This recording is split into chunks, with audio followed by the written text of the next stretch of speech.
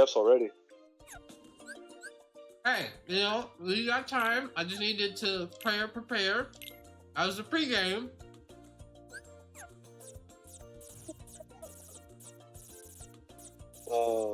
See, that's why you need to follow guides, bro. They help show you they show you their way. Huh?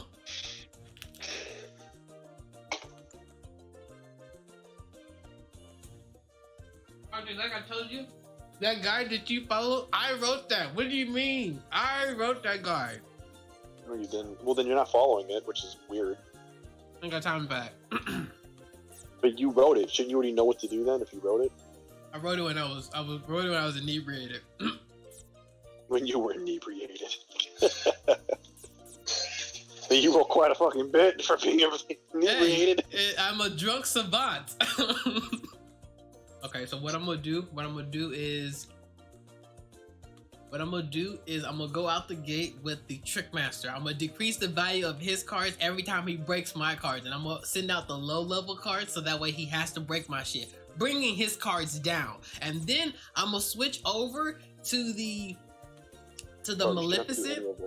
You said what? You can't have to do any of this fucking shit. Let me talk. Okay, let me rock for a second, okay? And then I'm gonna switch over to the Dragon Maleficent, increase my attack while sacrificing my reload speed. Since I don't have to reload by using the stupid mechanics for Sora, I can just instantly reload my cards, thus increasing my attack without having to deal with the reload speed, allowing me to hit this motherfucker harder in his face. And if all else fails, then I use the hook to give me that second chance 3 times over.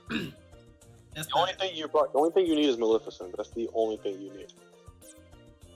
I mean, or Genie Jafar. Oh yeah, and Genie Jafar. Well, here's what I found out the hard way. You can only have one of those boss cards active at one time. Yeah. And the Maleficent card lasts for 30 attacks, I believe, 20 or 30 attacks. So you can't. If you die before that, you're done. But if you use Jafar Genie, then you won't have the benefit from Maleficent anymore. So.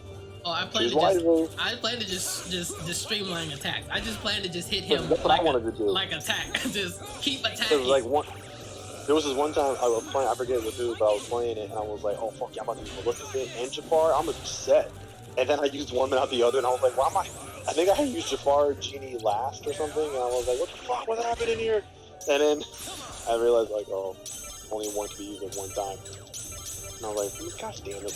Here we go. Dark Barrage. Beat this motherfucker's ass in. You didn't beat this motherfucker's ass in. You did not beat his ass in. His ass is still not beaten. I'm upset. You're so mad. I am upset. Okay. Berserk mode. That was not what I wanted. Berserk mode's not a thing in that game. It's actually for Hades. Hades uses it. God, you cheat. Why are you in still block formation? Stop blocking.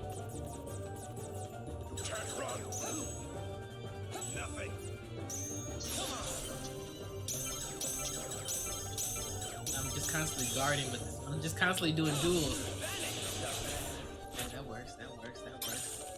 The only thing that's doing damage on him is slice, which I don't know how I feel about that, because like now I feel like I'm going through all my cards to attack him.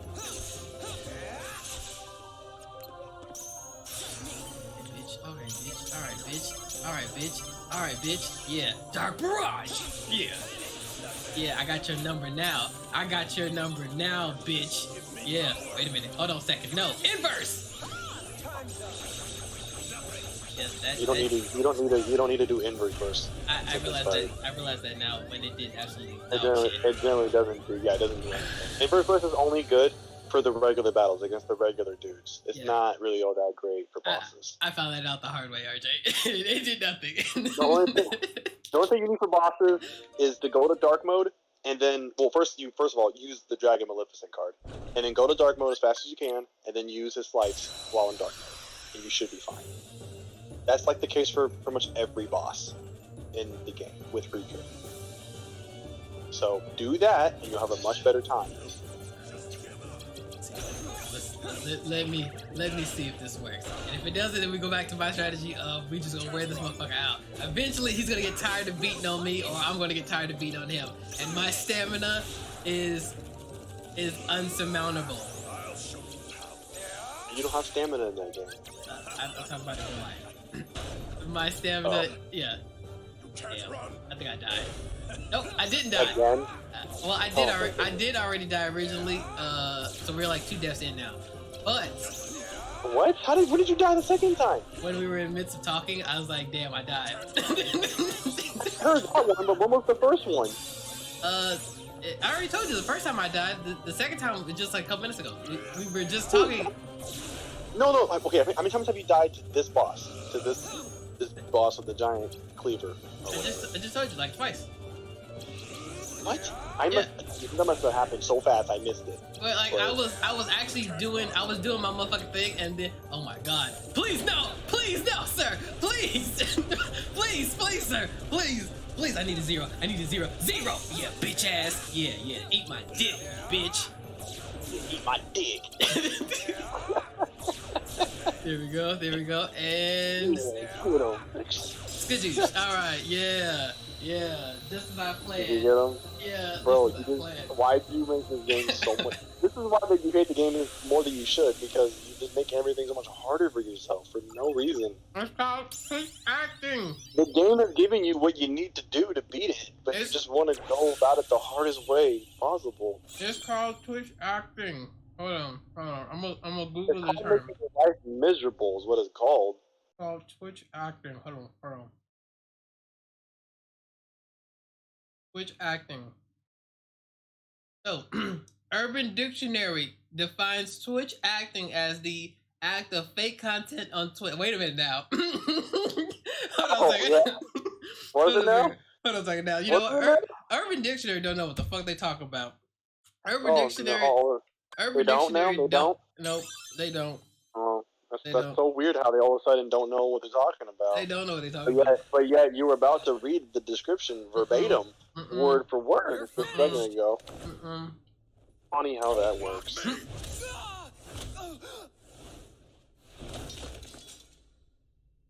Yeah. You were too Urban much Dictionary trouble. is it doesn't know what it's talking about. What a shame. It truly is. How unfortunate. Oh. So are you gonna watch WrestleMania this weekend? I don't know.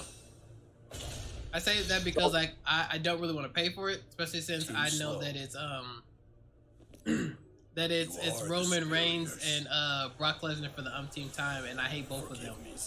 I think it's the third time that they fought each other in a main event at WrestleMania. I think it's the third time that they've done this. Yeah, but I'm honestly only interested because Steve Austin versus Kevin Owens. That's like the only reason why I'm even only interested in wanting to watch it.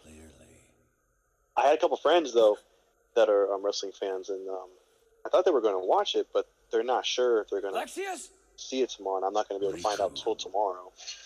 And if they don't, I just hope. Cause I think they said they're going to Sunday, but they're not sure about Saturday. Or tomorrow, I should say. But if that's the case, I just hope that they don't do Steve Austin versus Kevin Owens on Saturday. I will be very sad. Let me drift into your heart. That's like the only thing I really care about at all. Everything else, like I don't have to see it. But anyways, now that we're talking about. So you have been thinking. You wanted me to.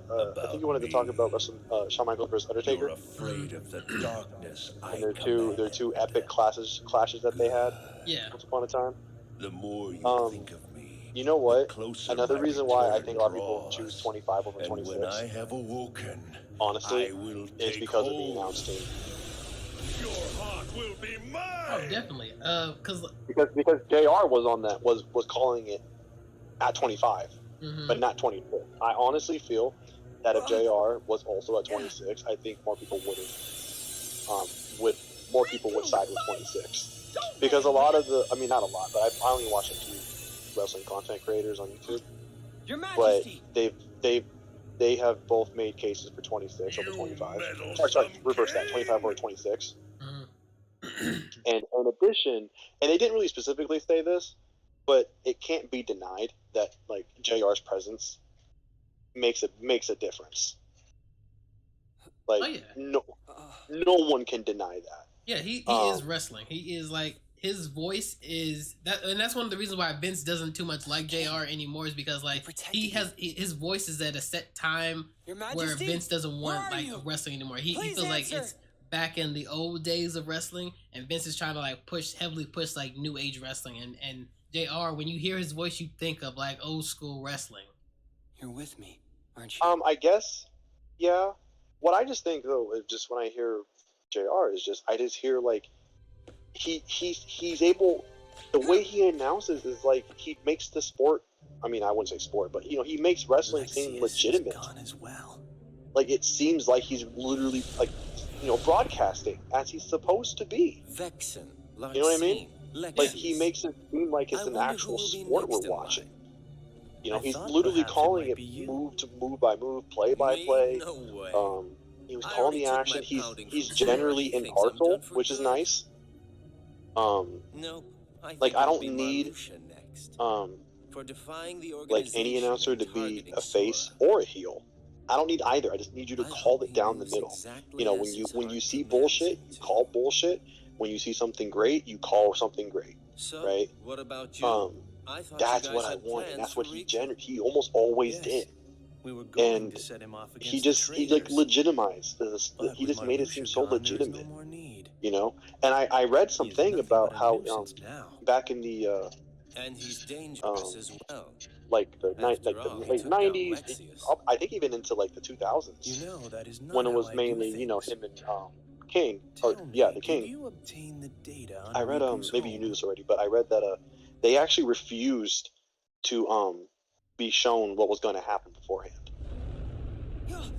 They would never like find out and check like what was next on the card, or like what was like who was going to win, or any of that shit. And they did it on purpose because they thought it would be more authentic, and they just didn't know anything. Which is like, that makes a lot of fucking sense.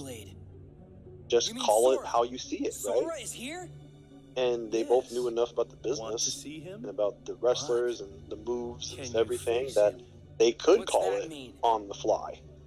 And it just sucks that they're not given that the announcers today are not given that much trust anymore to like try that out, because I feel like that would, and I think like that'd be a really good way to kind of like divide the good announcers from like the mediocre ones.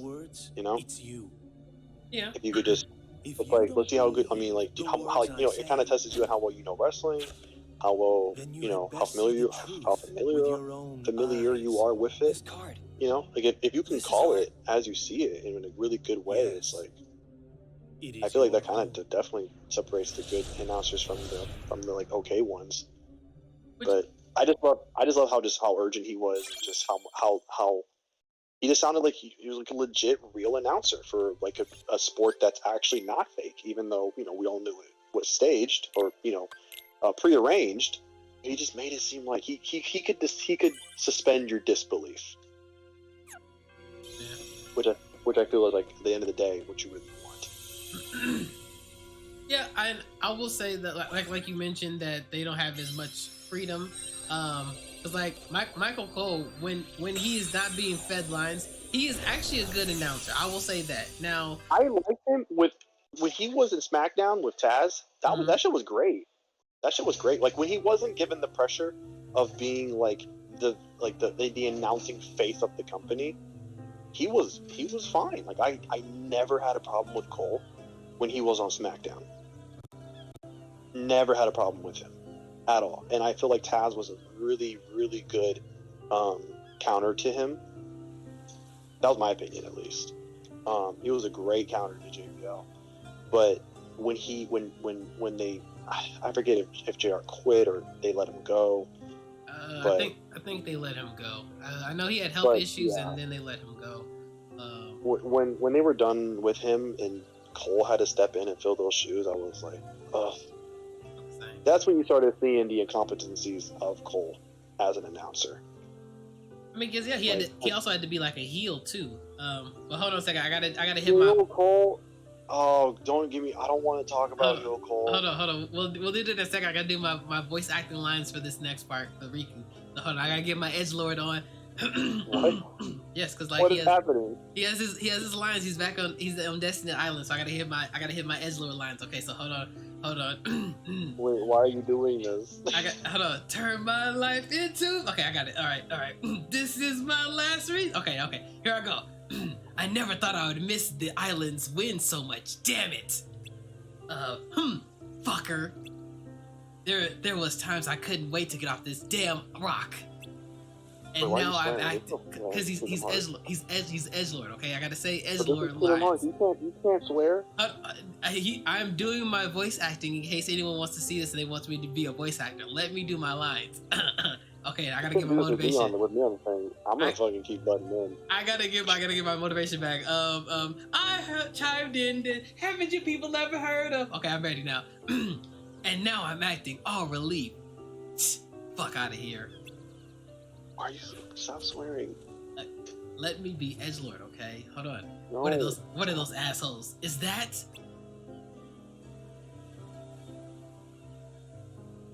Hey, stop fuckers! It. These motherfuckers better. Just wait till I get over there in a second. Are they having fun without me? Damn them.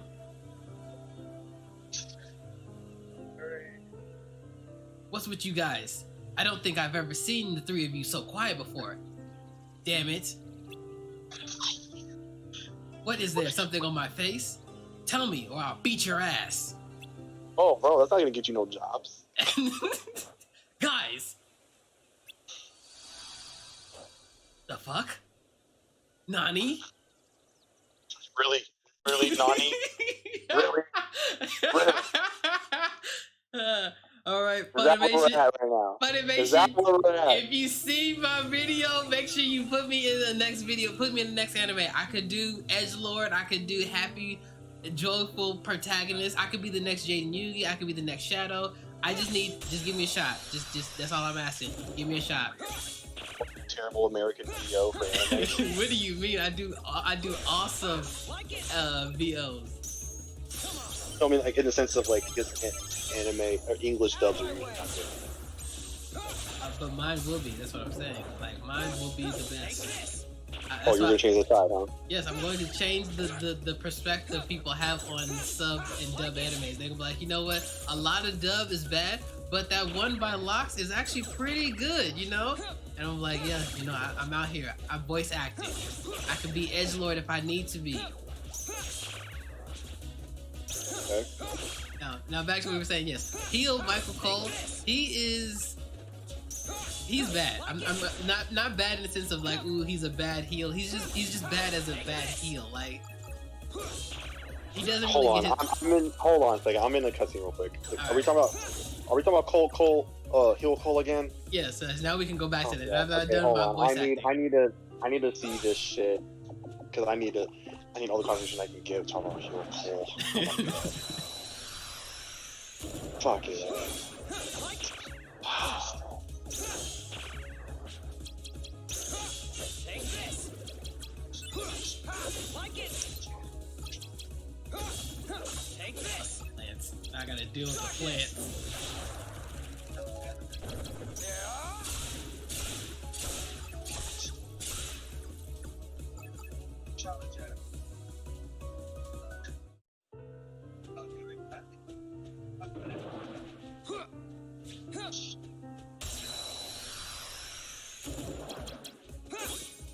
Take this. I might actually slice on this one, this world, because I have low cards. Take this. Darkness.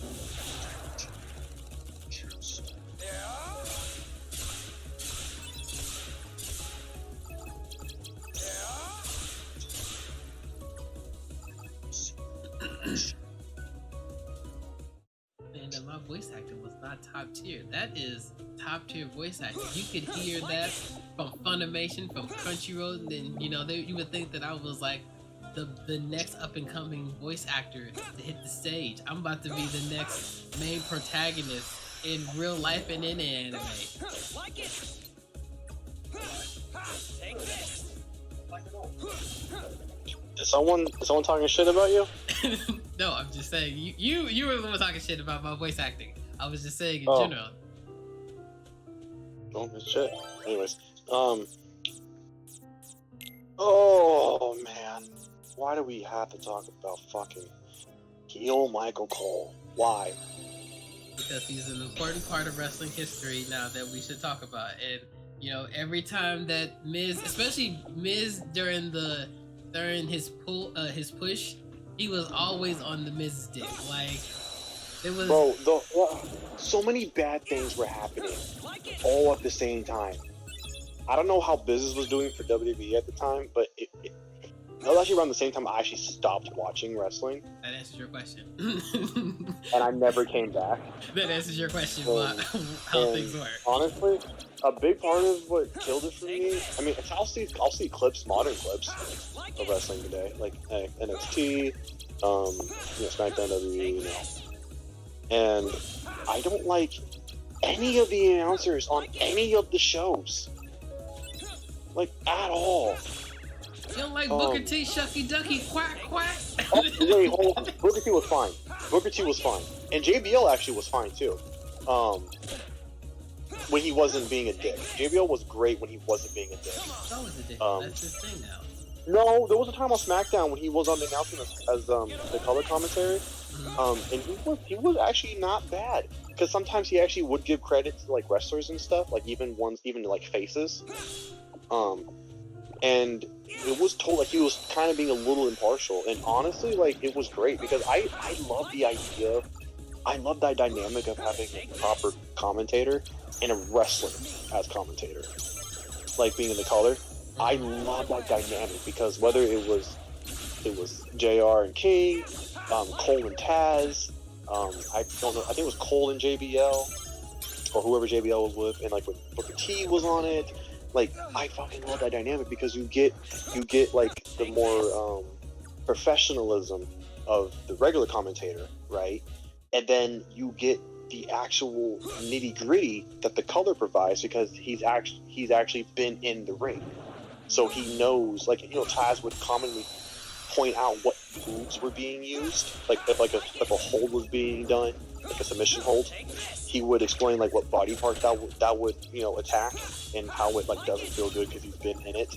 Like, he'll provide, like, that wrestler provides the legitimacy for each move, each hold, everything that's being done in the ring because they've been in the ring themselves so they can speak to it. I love that dichotomy between announced tables, and I don't know why the fuck they don't do that anymore. I mean, maybe they still do.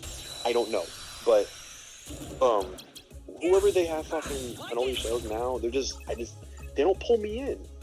They don't pull me in, and the announced people are supposed to pull you in.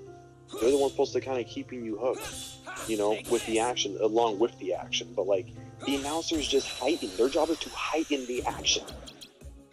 And I don't know who it is. And they were, maybe they're not anymore, but they were on NXT, I believe. But you know how like maybe I don't know anyone's names, but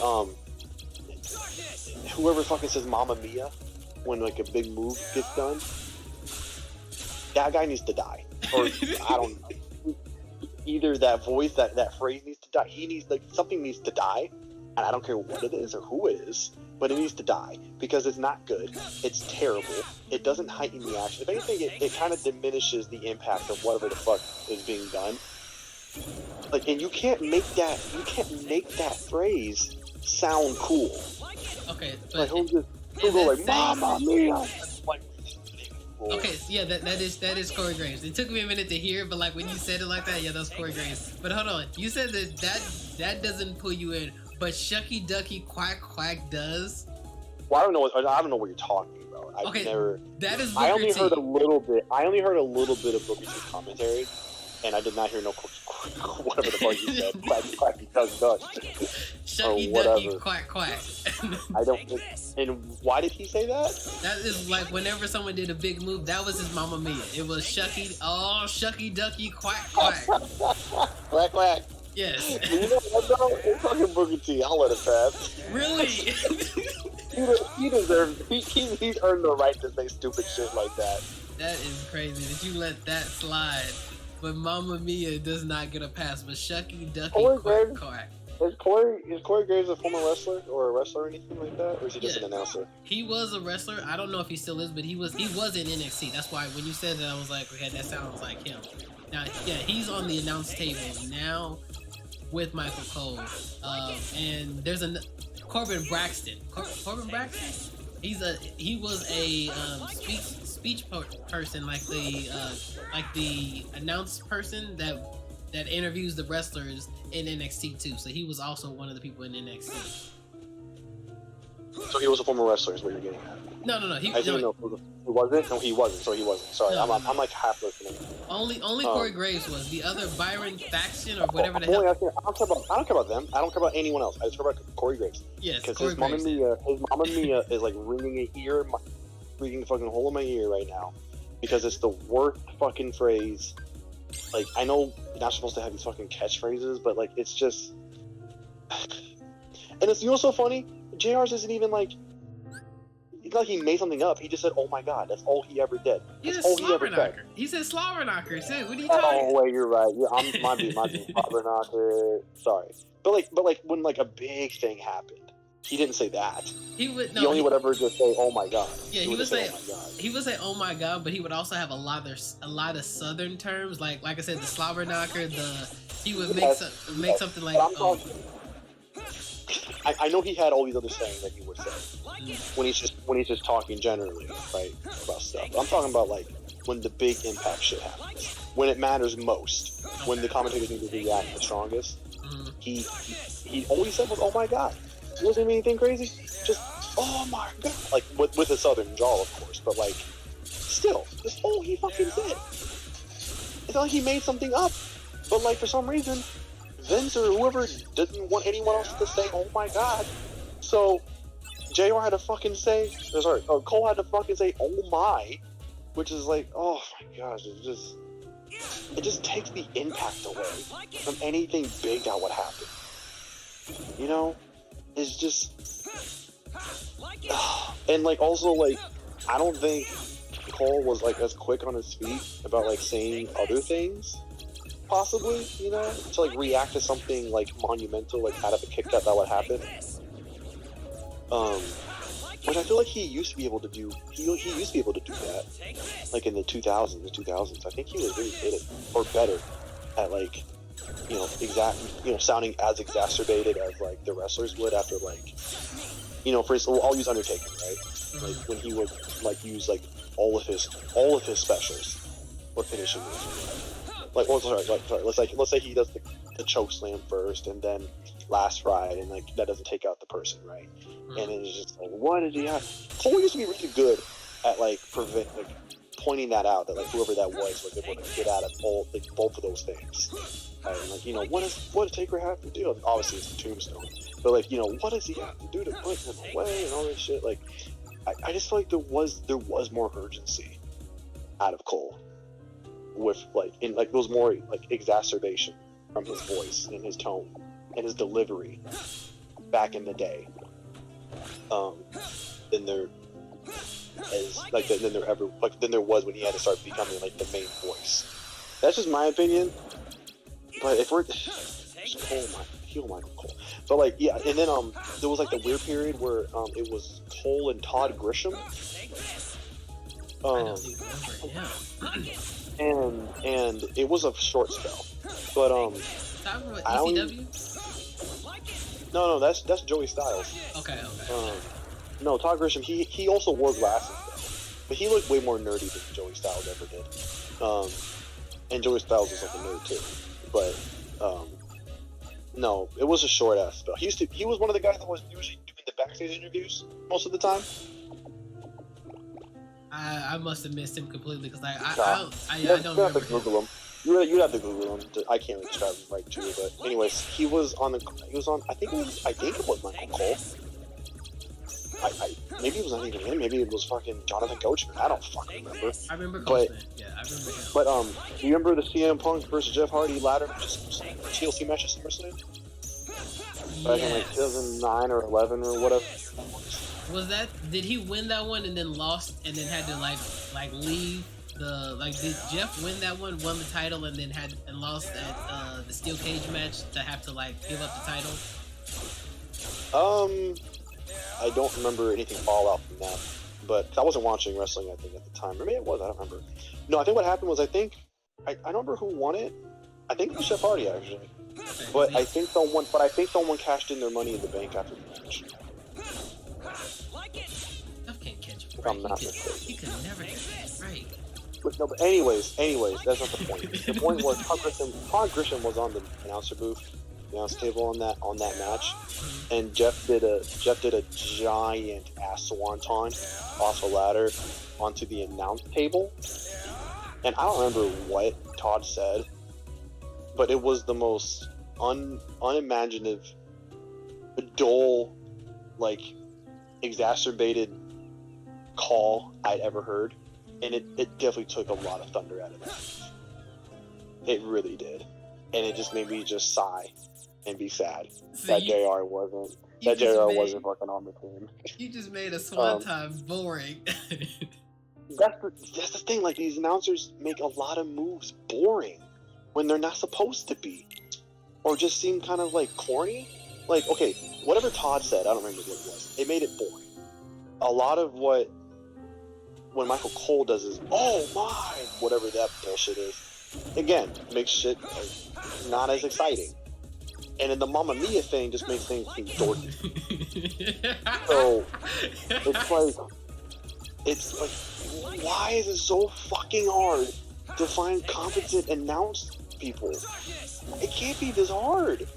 Like, you're telling me Jared was the only fucking guy on the planet Earth who loves broadcasting wrestling and knows how to like really fluctuate his or her voice at the right time and says the right things and knows how to like really make a match seem legitimate and bring it to life, for those who can't be there in person.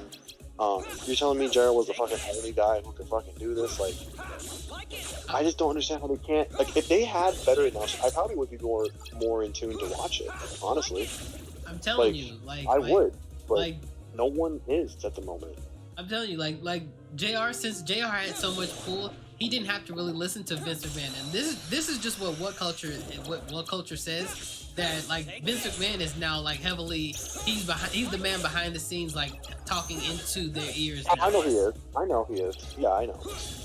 Yeah, I think as he's getting older, he's like getting more micromanaging about everything, which is, and that's not just for Cole. We're talking about like the entire business. I feel like, he's always been a very on-hands guy, owner, business person and stuff, but like I will say he probably has gotten more hands-on and more micromanaging on like everything as he's gotten older, which is weird. You would think that he's gotten older, he would want to be removed more, but I feel like if anything, he's actually gotten more closer to everything, which is not good.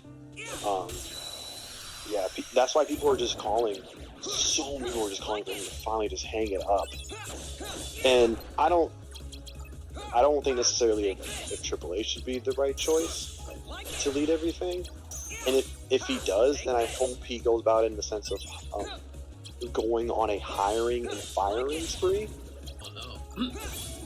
And because I feel like a lot of people who have come on shouldn't be involved with the product. Whether that's the writing team, the production team, talent management, like I feel like in some regards Vince is just kind of sticking with people that he's just comfortable with, but not necessarily people that will push the business forward in the right way. So yeah, like we don't. John Laurinaitis, like just that name is enough to spark debate, right? And that just tells you all you need to know. So, like, if Triple H or whoever is in charge next, which I hope whoever is someone who is someone who's been in the business, not some like outside CEO who doesn't really know anything about wrestling. I just hope that they just, they really go from top to bottom and start like, getting rid of people that are only hurting things and pulling people. Like there was this one comedian. Remember that woman who spoke out recently, like a year ago, and spoke out about how like she was brought in on the WWE writing team, but she knew nothing about wrestling at all. Yeah. Remember that? Yeah. I think they were trying to like shut her up too when she started doing that. But yeah, it's like, what are we doing? Bringing on where the majority of the writing team have no background in wrestling. I mean, yeah, I get it. Wrestling is a drama, but it still needs but it's a particular type of drama, right? It's a sports entertainment type of drama. You can't use your same tactics that you normally use in TV dramas for wrestling. Like that's just not how it's going to work, and that's gosh. You want a hot take? You want a hot take real quick? Hey, go ahead. Like I said, we in a safe space. Safe space. Go ahead. And this is speaking from the mid 2000s up until almost the end of the 2000s and the 2010s. I thought the brand split was great. Okay, I'm with you on that. And I never realized how many people actually have bad feelings on it until I've been watching like What Culture, Cultaholic, and like other channels who generally talk about how it like was dumb. Okay, now I will understand like it being dumb. Okay, I get it because they didn't really even follow their own rules sometimes. But the brand split from my time period I'm talking about, which I think they first did it like in 2002 or whatever, when like Ric Flair owned SmackDown or something like that, like storyline wise. Mm-hmm. I thought it was great. And here's my reasons why. Now I understand like most of the time they didn't really care about like brand supremacy and all that shit until Survivor Series. I get it, but with most of the time with the wrestlers being exclusive to a certain show, it at least made it to where if a wrestler did show up on the other show, it was like a grand event. Like I don't know if you remember, but like when Cena went to Raw in like 2005 after he had won the WWE title, he was on Raw. He's been a Raw mainstay, right? Mm-hmm. But then there was some years that passed, and he went to SmackDown. He was like visiting SmackDown for something. I don't remember why. On that the SmackDown beforehand, they were like hyping it up. Like that was a fucking big deal. To like for Cena to be on SmackDown, because it was like he was always on Raw. Or like when the Undertaker would go to Raw. Oh yeah, that was a big deal back then, right? Because wrestlers just weren't on every fucking show all the time. So that was that. It kind of did make certain wrestlers being on another show very marquee and exciting, because you didn't know what was going to happen. But also, more importantly, I thought it actually helped out storylines better. Because I remember when I don't remember them like formally announcing it, but like in 2010 or 2011 is when the brand split was basically done. But I remember like it was after WrestleMania. I don't remember which one. And the Raw afterwards, they were, Cena was there and they were doing a promo and some shit. And then like, I think it was 2023. No, that wouldn't make any sense. Whatever, it doesn't matter. But like, they definitely brought it back. Now, I know you said that you don't watch it too much, and like, personally, I don't watch it as much either. But from what I understand is that the brand split is still a thing, but it's kind of blurry. Not really. Yeah, it's blurry. Like it's not really though. Like they kept doing. I remember they would announce it over and over again, like brand split this, brand split that, and then like. But then you still have fucking wrestlers on both shows all the time. So I'm like, what?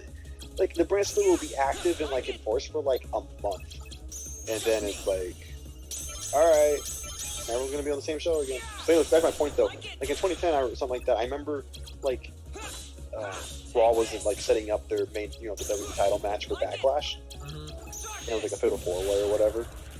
But then SmackDown was setting up matches also for Backlash, and up until that point, Backlash was a Raw exclusive pay-per-view. And I was like, wait, what is happening? What is going on? Why is this happening? What?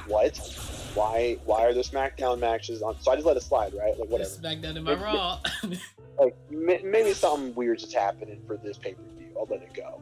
And then Judgment Day was coming around. And that was usually a SmackDown pay-per-view. And then there were Raw matches on it. I'm like, okay, what the fuck is happening here? Something is off. Like they didn't put out no memos out. They didn't announce this. And then basically, yeah, the wrestler was over.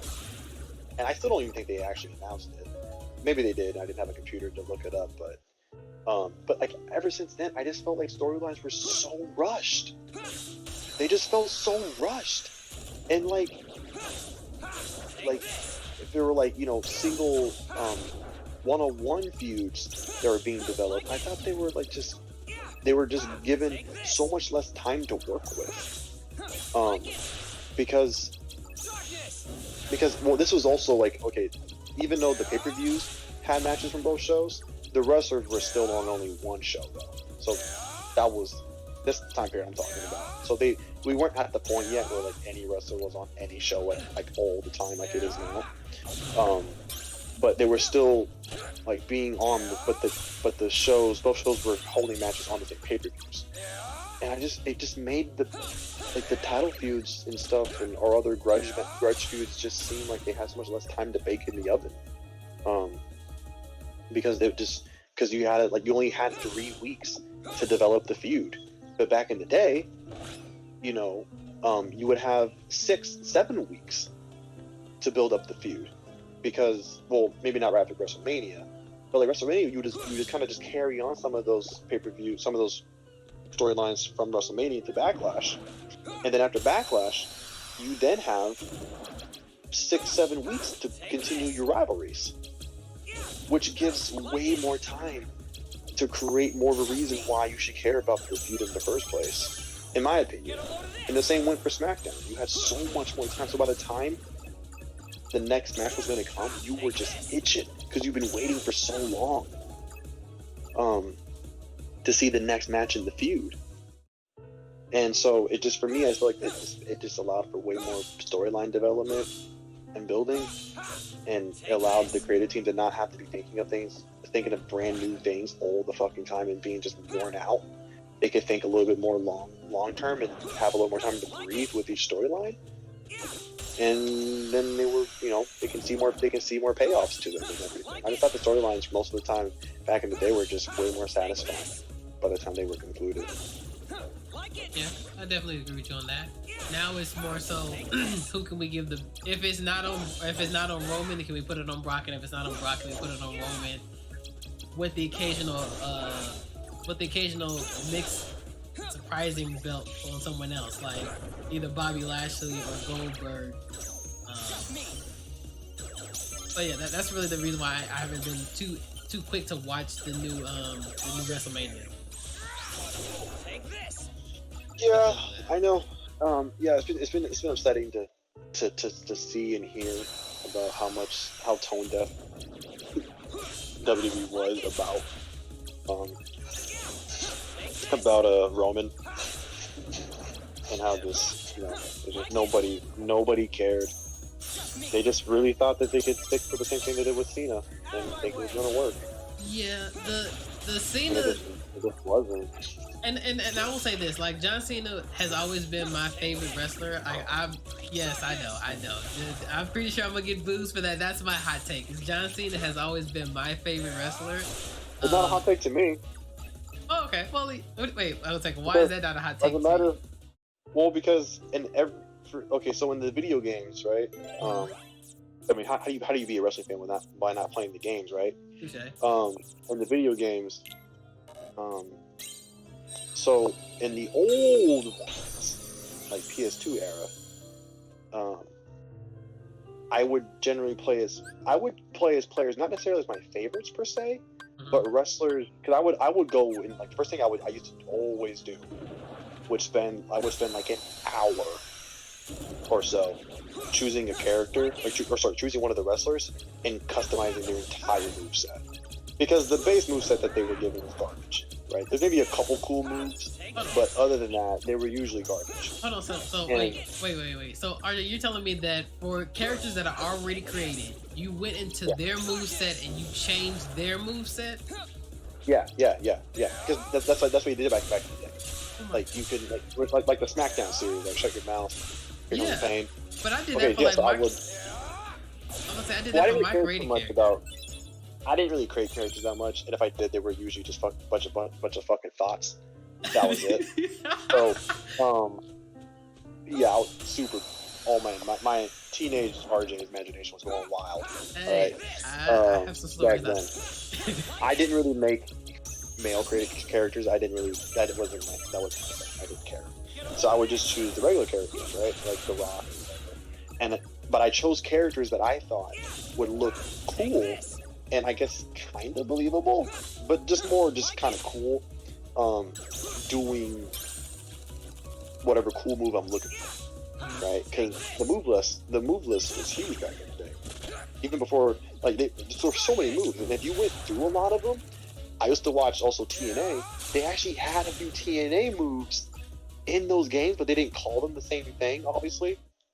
But like for instance, the Styles Clash, they actually been having that move since I think Here Comes the Pain or the first SmackDown versus Raw. Yeah, because Michelle McCool did it. Oh no, this is even before her, before she was even on the roster. Really? Before her, yeah, it was called the landing pin. Yeah. And it wasn't even like it wasn't like a huge effective move or anything, but like it was the exact same thing. Like kicked them in the gut, lifted them up, put the legs over the feet, and then just jumped forward, and then rolled over and did the pin, just like AJ used to do, or AJ does. And when I first saw that, I was like, holy shit! They actually have this. Those fucking developers be looking at other. They were scoping out the competition, and then like trying to like get all these different moves in and everything, and they just obscurely called it something really obscure, so like to avoid copyright. But yeah. So and also, do you remember Chris Harris? Not Chris Harris. Oh geez, AMW. Remember AMW? Yes. America's Most Wanted. Yes. Okay, so there was it was James Storm, and I don't remember the other dude's name. It was Chris Wildcat something. I think it was Chris Harris. Maybe it was Chris Harris. I think so. I really only remember James Storm because he was part of Beer Money. Yeah, because then he wanted to do Beer Money. But Chris Harris actually went to WWE for like 2 days, and then it didn't work. But his finishing move was called the Catatonic, and it was like a he would lift you up for like what seemed at first kind of like you know, like how the person is when Mark Henry does the World's Strongest Slam, like you're like perpendicular to him. Mm-hmm. Okay, so he lifts you up like that, but then he like does some kind of like twisting thing. It's kind of hard to describe. You would have to look it up. But it's like a twisting sidewalk slam, but he lands on like the dude lands on his side on his back, and you land on your knees, and it looks super dope. But that was his finishing move, and they also had that in the old wrestling games too. I think they actually called it like a different variation of a sidewalk slam or something, and it was the dopest shit ever to just find these. Like it's just like for like the wrestling nerds like who watch other things that beyond WWE, it was so dope to just find those moves. You know, you kind of like you weren't supposed to find them. Almost. But anyways, my point was, so I choose these wrestlers, right, who look really cool doing all types of different moves, like cruiserweight moves, because you can have them do whatever, right? Yeah. And so when I played, so obviously Cena wasn't in Shut Your Mouth, which was the first wrestling game that I played. So I didn't play Just Bring It. Actually, my first one was Shut Your Mouth, and so I would choose The Rock. Because incidentally, he is my favorite wrestler, but he also looked pretty dope doing a lot of different moves that he normally doesn't do. Mm-hmm. So I was like, cool, I like this. I'm gonna go with this. But in the career mode, he really only can have like one like career path, and that's just for the undisputed title. But I realized, I wanted to get like all the titles that you could, right? So I realized that if I chose Jeff Hardy, you could work your way to getting every title in the game. And well, they didn't have it in that one. It wasn't in that one. It wasn't introduced until Here Comes the Pain. But or maybe it was, but I don't know. But anyways, you can get every title except the women's title as Jeff Hardy. I'm sure with others too, but like you can get them all. So I got the hardcore, the tag team, Intercontinental, the European, maybe the Cruiserweight too. I can't remember if that was in that game or not. And then I waited until the Royal Rumble to get my guaranteed shot for the Undisputed title, and then I got that one too. But then by the time the WrestleMania card came, because back in those days there was only 3 matches on that card. I guess the game can't handle more than three matches. I was in every match because I had every title.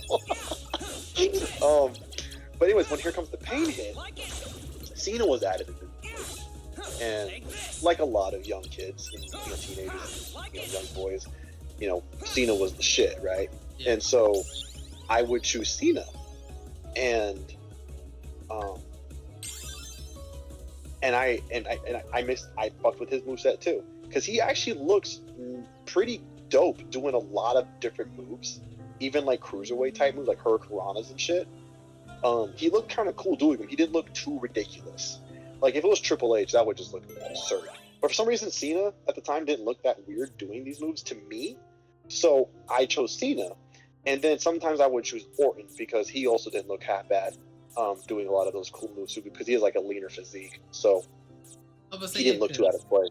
I was gonna say, yeah, because Thugonomics John Cena was slimmer up until he was a bit leaner. He was a bit leaner, yeah.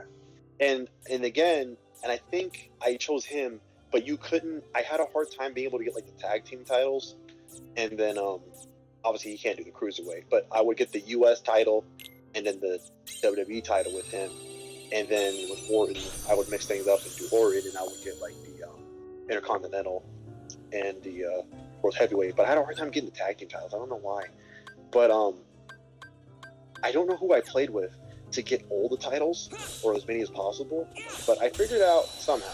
But anyways, every game after Here Comes the Pain, up until the last one I played was WWE 12. That was the last one we played. But I played every other one in between those. I always just chose Cena, Orton,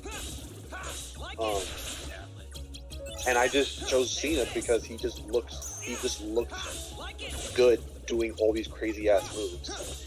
And then obviously as the games progressed, it stopped being about just like how many titles can you get? Just go through a year of career mode and shit. There was like unique storylines for certain characters and stuff as like as the games progressed and stuff like that. And then there's the Road to WrestleMania mode and all these other things and stuff. So it stopped being so much about titles. It was just about like all these cool little storylines you can be a part of.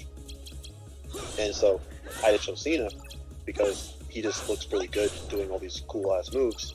And I still don't mind Cena. Like honestly, like I was on that Cena kick. Like in his first title run, I was hoping he would just hold the title fucking forever. I was like 13, but like USA or like the world title.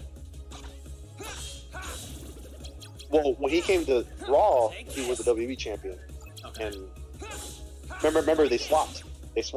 When he was in that first title run, he got transferred over to Raw with the draft. And he held the WWE title, and then Batista went over to SmackDown with the World Heavyweight title, so it got swapped. But yeah, when he was on that first title run for like that lasted like almost a year, I was hoping he would just hold it the whole fucking like forever. Like I didn't care. Like his big matches that he had at the pay-per-views were to me always fucking great, and I was always on the edge of my feet to hope that he would hold on to me. So when I actually watched New Year's Revolution 2006, where Edge beat him with the Money in the Bank briefcase. Oh, bro, my heart dropped. My heart dropped. That was a dark day of wrestling. For teenage boys and girls of all ages across the world, that was a dark day. Because I was well, first of all, that chamber match was kind of shit. But I was actually really pissed that it ended with Masters and Carlito. I was really pissed about that. Like, they should have never been added to that match, but that's another day.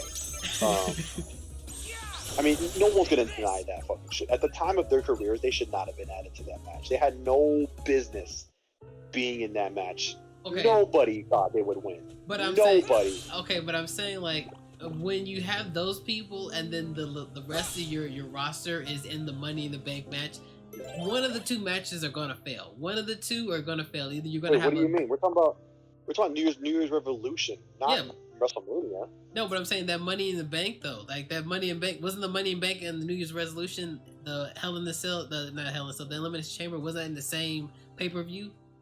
No, Money in the Bank was at WrestleMania. New Year's Revolution, Elimination Chamber was at New Year's Revolution. I could have sworn that was in the same time, but okay, never mind then. I was gonna say because you had the Money in the Bank was on the WrestleMania prior to that. Edge had it for that long? Yeah, that was made it so crazy because he just was holding on to it for fucking ever. That is crazy. He held on to it for like 9-10 months. And that's what made it so novel too, because people were just wondering like, what the fuck is this even? He held it for so long, people forgot he had it. I forgot he had it. Yeah. Yeah. So, I mean, you could have put Chris Jericho in there because he was still on the roster. No, wait, no, he had left by then. I take that back. He left in August beforehand. But you can't tell me like Shelton Benjamin would have been fucking better. I mean, yeah, he wouldn't have won, but he would have been more entertaining. Like far and far. Like, yeah, like Carlito and Chris Masters was just, they were fine as like a B tier tag team, but like for them to be in the main events, like with Shawn Michaels and Kurt Angle, are you kidding me? Like, I mean, Kane also, like Kane wasn't gonna win either, but like we knew why he was there. He played his role. You know, it was like the powerhouse, you know, destructive force for the chamber. You know, like, so like he still made sense to be in the chamber. And also, I mean, it's not like he hasn't been a world champion before, so it's like, you know, we knew he made sense. But those fucking two dweebs, like, are you kidding me? Like, so and then for it to end with them, like, what? Yo, right now, you know, RJ, right now you sound not cool, and you know what Carlito does to people who don't want to be cool. Wait, what? What am I sounding like? What'd you say? You said you sounded real not cool right now, and you know what Carlito does to people that aren't cool. Oh, that don't want to be cool? Yeah. Yeah, okay. Yeah, those two, I was so pissed at that shit. Anyways,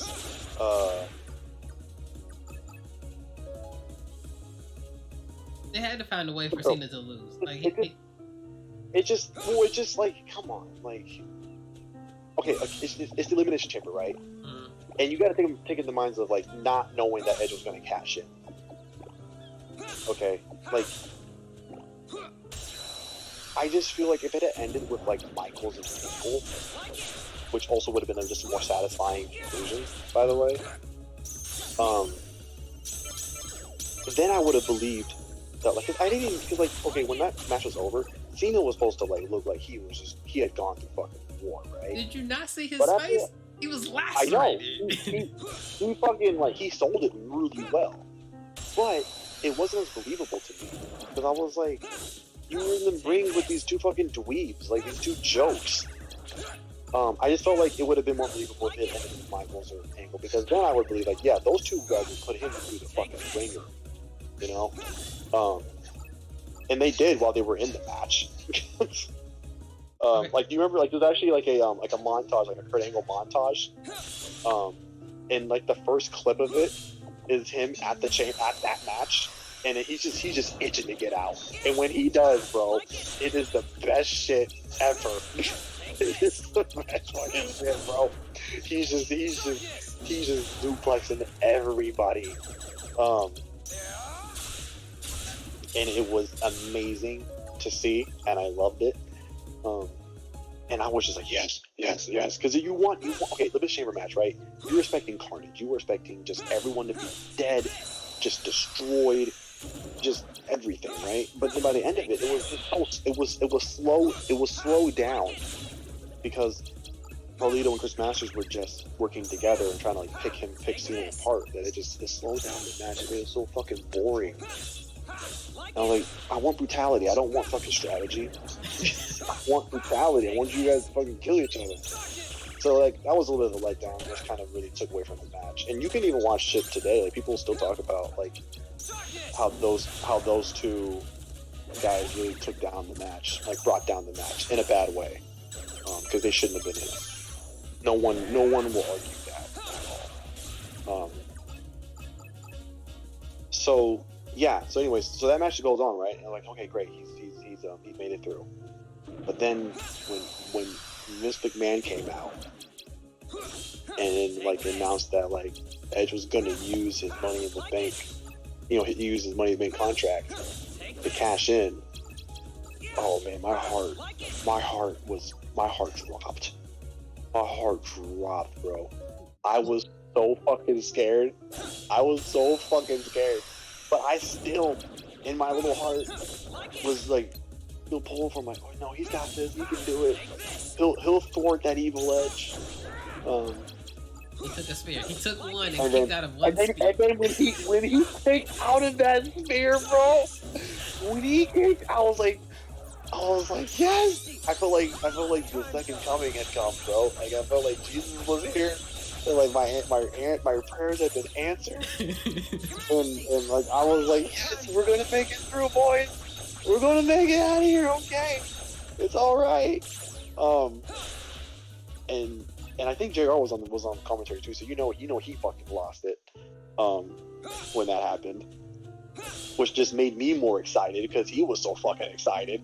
Which again goes back to just how good commentary team is. But so all that shit's happening. But then when he hit that second spear, I still thought he would kick out. I'm not gonna lie to you. Like I still thought he was gonna kick out. And if you had watched it at the time, King, you would have also. Oh no, I didn't watch it at the time, but like I went to like I went through a phase where I would just like go over my grandparents' house and I would just watch old wrestling videos on YouTube, and I watched that fight over, and like I would like watch all the old school matches like all through like when they were doing the Super Cena era where he beat Triple H and Shawn Michaels and Kurt Angle, and then went to the Elimination Chamber match. And so like when I caught up to that match, I was like, okay, yeah, he got this. And they beat him badly, and he was like, okay, he still got this. He won the match. And then Vince McMahon came in. I was like, he still got this, and took the first spear. I was like, yes, okay, woo, we got this. And then like we got it, boy. We're okay. We're gonna make it through this one. And like we're still in it. Subconsciously, I remember that Edge won because Edge came with his own spinning belt. But like at the time of me watching this, I had that little R thing at the middle of it. Yeah, I completely forgot. It made it look cool. It was rated R. Kinda, but it was so funny. All that shit happened. He only held it for 3 weeks. Yeah, Edge was not. He was a transitional champion. That's what he was. He was just there to make the belt look good for a little bit of time. I will say the only good thing we got out of the Edge's run was the triple X sex, quote unquote, sex scene for him. Bro, I had to turn down the volume real low when that part of the show came on, bro. Because I didn't watch it in my room because my brother was sleeping because he's 3 years younger than me. So when I was on my wrestling kick, he was still in grade school, and my mom was not letting that little boy stay up till 11 p.m. to watch wrestling. Shit, she hardly let me stay up half the time that late. But like if there was like a big main event going on, she'd be like, RJ, I think it's like 10 or 10:30. Like the big main event will start, and I'm like, Mom, fucking, they're doing this for the title, and they're doing this, it's a street fight, and I gotta watch it. Sometimes she obliged, sometimes she was like, go to bed. But yeah, but anyways though, I would still have to but I was watching in the living room, and the living room was right next to my mom's room, and Yeah, and this is back in the day when you didn't have flat screen TVs and all this shit. Like, it was a fucking CRT, a big one, but it was a big old CRT TV and everything. And even though it was like far away from where I was sitting on the couch, it was still, I guess, loud enough where she could hear shit. So when like anything like that would happen, anything slightly suggestive was on the TV, I turned down that volume real fast. Yep. Real fast, because I did not want to have to explain anything. I just wanted to be able to watch it and enjoy it and let my hormones just go wild. That's what I wanted. That's all I wanted. They're not actually doing anything, Mom, that I know of. Haha. But yeah, but when they were like lifestyle, I was like, oh shit. Because I'm expecting it to literally. I'm so fucking gullible as a kid. I'm like thinking, are they're about to fucking smash? They're at the actually be smashing out here on TV, dog. Like, oh shit. Like how am I supposed to explain that to Mama? I can't explain that to her. But I need to see it. So let me just catch one nipple. Yeah, I'm like, oh my god, Lita. Current your status. Those were my two wrestlers. Still looking good. Yeah. Still killing it. Oh man. So like I was definitely like, yeah, I'm about to catch this shit. But and then they were like playing it up, and like Edge popped out of the covers with like the bra or panties in his mouth, and I'm like, oh my gosh, oh fucking shit. You know what's funny is that because Cena crashed that whole thing and everything, right? I thought Ric Flair did. I thought he had Ric Flair come in. No, well maybe Flair did, but Cena also did it. Mm-hmm. And it's funny because apparently, like Lita legit, like she was topless, like no joke. That was not staged. So I think if you like for some of the sleuths that were in attendance and like recorded or whatever, you actually can catch like a nip slip of her because she wasn't fully done changing when everything was going on, like when Cena was crashing everything. Mm. And because he gives Lita an FU at the end. By then she was able to get her bra on, but like you can catch like when he first shows up and they're like trying to act like all surprised and fuck, like, oh shit, we need to get decent. You can actually catch the nip slip on Lita in that instance. I was like, oh shit. Yeah, she was no joke. She was no joke, half naked, like for real. She took a lot of attacks. Not because you mentioned that she took an FU, and I was like, Lita's probably her and Mae Young are probably the only female wrestlers that I know took a lot of heavy hitting attacks. Oh, Trish did too, bro. But okay, but like as badly as Lita did. Well, I don't know everything that she took, but I know Trish took her fair share back because I mean they came out around the same time. Oh yeah. And they both took a lot of took a lot of finishers and a lot of attacks from different wrestlers and stuff.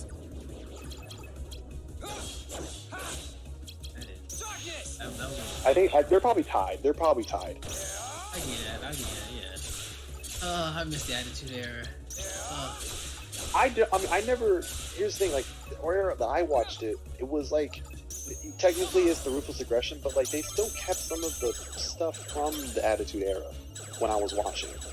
Like, it wasn't as nutty. But like, as far as like the female stuff is concerned, that was very much still around. Because like, especially on the SmackDown side of things, because they didn't have any women's title to go after. So it was mainly just a bunch of eye candy for the most part. Yeah, most of their matches were bra and panties or mud wrestle matches. Yeah, they still had those when I was watching wrestling as a teenager. They still had them. So I didn't really need the Attitude per se, because I was still kind of getting like a version of that when I was watching wrestling.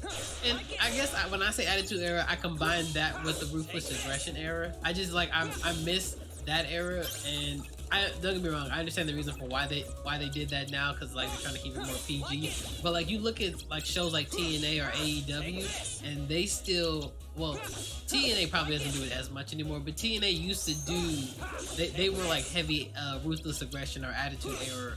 It's like they weren't Attitude Era, but they were definitely Ruthless Aggression for sure. like they weren't doing any bra and panty shit with the women, but like yeah, they were pretty suggestive. But you know what's funny though? They were still better wrestlers than half of the WWE divas though. Oh yeah, because they had all of the WWE divas like good wrestlers. They had Gail Kim and Jackie. That was it. No, they had Jackie too. Oh, they took Jacqueline. But she rarely ever wrestled though, which was weird.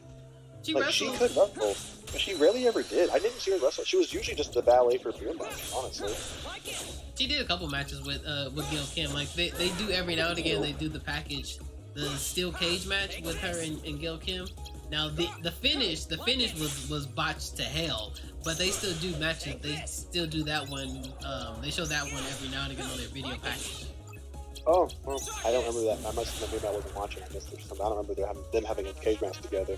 Yeah, it was but, early years. I mean, I know they took. She was an old steel from WWE too. Like she was one of the OGs that they took. Yeah, of course everyone knows Gail Kim. And I know they took Victoria for a little while. Era, yeah. But other than that, that was about it. Everyone else is kind of more homegrown. ODB, Angelina Sky, or Velvet Sky, Angelina Love. I think that's what their names were. Now you and of course Awesome Kong, but Now hold on. Now what? you talk about What? turning down the volume, the beautiful people's entrance.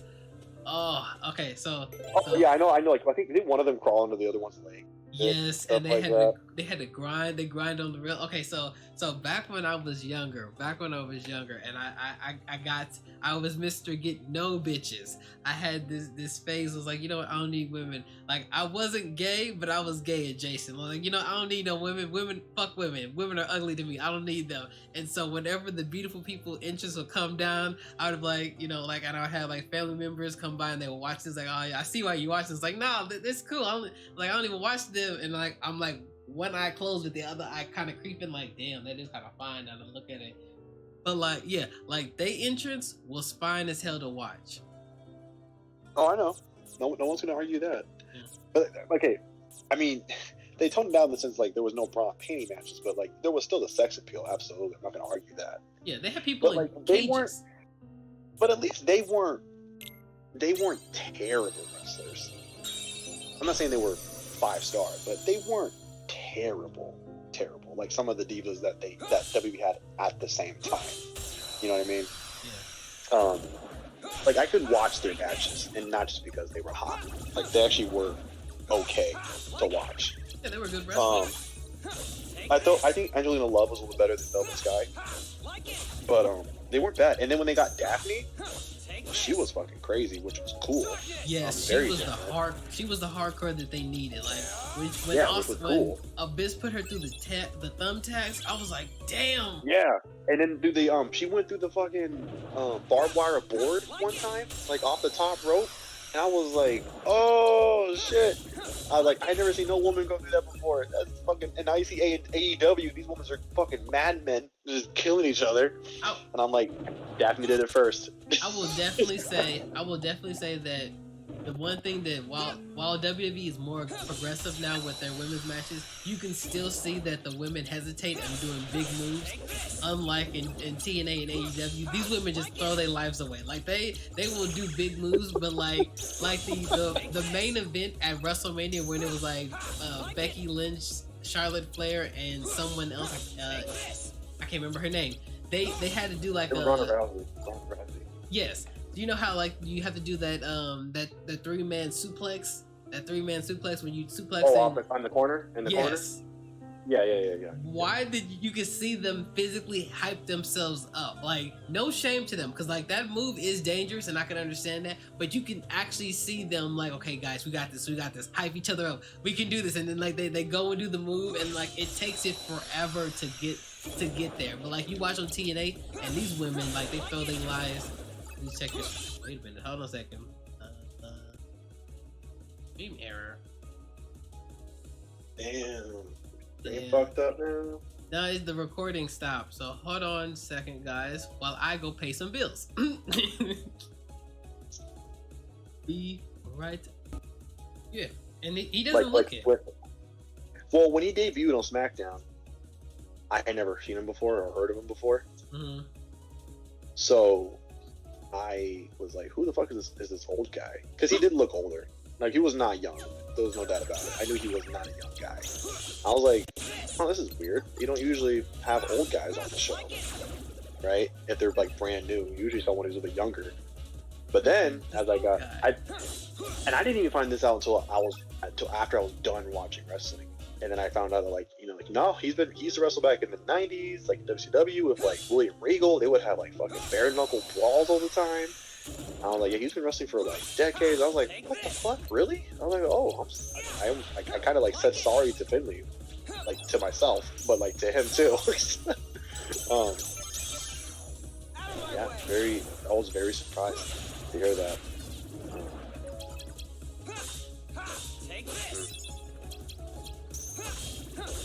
Not a weird day, but it was a good day back in wrestling back then. Now I will say, them having him work with Hornswoggle did bury his career. Like, I don't care what anyone says. Oh, fucking speaking. Okay, remember when I said we're talking about fucking heel Cole? Mm-hmm. I was saying so many bad things were happening all at the same time, and it's kind of like, this is when I stopped watching wrestling. I'm glad that I did, because yeah. First of all, the heel Cole went on way too long. It kind of just made almost every match like insufferable to listen to. I'm not gonna lie to you, like, because Cole's not a good personality, good or bad. So like, to have him try to focus attention on one way in particular is just like, oh my gosh. Like, I would have been annoyed if he was like being too sucky uppy to a face. It wouldn't matter.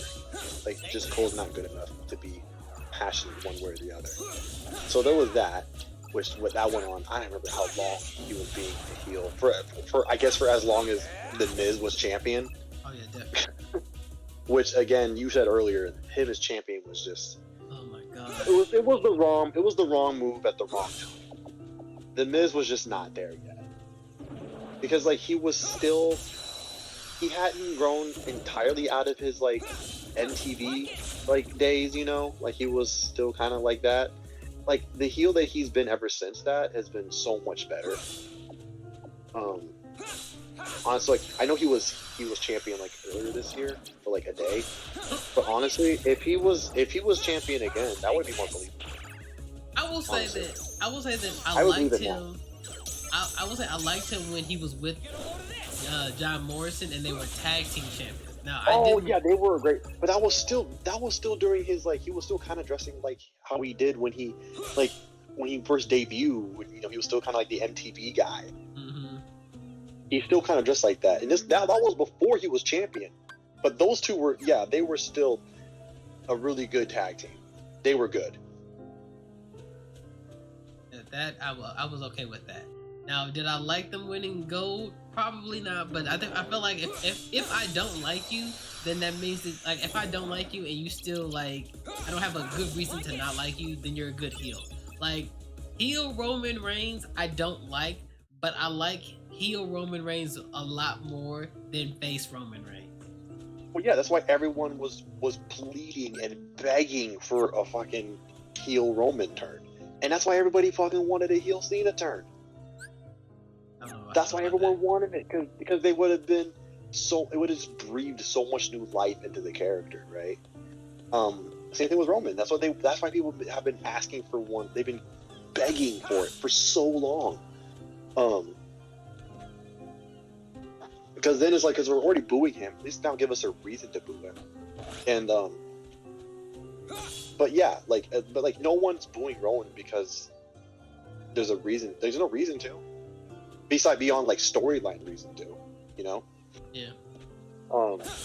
And that's usually your best heels. Those are your best heels usually when you hate them, but only because like what they're doing in the storyline. Now I know there's like the eternal like the forever debate about Vicky Guerrero on whether her heat was good or bad heat, and I think at the time it was bad heat. Oh, definitely. But now that she's been away for so long, because she was in that, I think she was in the Royal Rumble when she did her little bit and she was like just screaming "excuse me," people fucking loved it. but that's just nostalgia and the passage of time and stuff. And but when she was like GM of SmackDown and stuff like that, like yeah, I think you could. I kind of would lean more towards it being bad.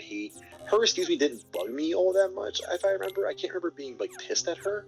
Oh, honestly, it pissed the fuck. But out I could of see me. why it would. But I could see why it would piss many people off because yeah, oh man, yeah, that excuse me was one of the most grating things in the world. I honestly say that and I say this in the nicest way possible, full respect to Eddie Guerrero, that the worst thing that Eddie did was marry her.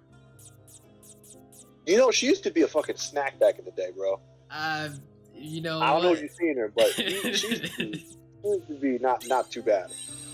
That is not the snack that smiles back. That is the snack that makes you want to throw up. Snack that smiles back? That is not the snack that smiles back. That's the snack that frowns at you. I don't want that snack. Take this. Like it. No, that she was just ugh. Take this. And I will say I would say that her excuse me is what I can only assume how wrestlers feel when they hear the what. Like that, I know that no one is looking forward to for the WrestleMania because it took them almost this long to get the fans to quit saying what, and now you're getting the Stone Cold to come back, so he's definitely gonna go back to. They're definitely gonna go back to saying what again. You know what's funny? I think most of the time, I don't remember wrestlers not liking it, but I can see why they wouldn't. But I think the only wrestler that I remember actually acknowledging it was Kurt Angle. In the show, I think there was some times where like the crowd, what? And Kurt Angle would actually just shut up. And I don't know if that was like legit pissed or just playing it up because he was usually a heel. But he's like the only guy I think I remember who actually like acknowledged the crowd saying it at the time. Most of the time, wrestlers didn't really say much about it. But I didn't know wrestlers or like the company were like trying to get them to actively stop. I didn't know that. I only remember that they mentioned it because like I said, What Culture, they mentioned a wrestler had tweeted that, hey, we're no longer in the Ruthless or Attitude Era. We need to like stop using, because like fans would say it right in the midst of like when like a new wrestler. Every promo, they would do it in every promo. Yeah, it didn't matter who, didn't matter when. So every promo. What? It would just like distract the fan. It would distract the wrestler and like throw them off their momentum. It was like, okay, that's the whole point of it. That's why he did it. Was to distract you. Yeah, I think some wrestlers, they would never like yell at the crowd, but I remember sometimes some wrestlers actually would like stop what they're saying and like look at the crowd. I think I remember that a few times. As a kid though, I didn't realize it was most likely because they were like, guys, I'm trying to just do my job here. Like, can you please stop, guys? Please stop saying what. I'm trying to do my. I'm just trying to fucking say these lines that I don't even want to say. Like, can you just please give me a second? As a kid though, I thought they were like just like kind of being like meta and fourth wall breaking, you know, like, oh shit,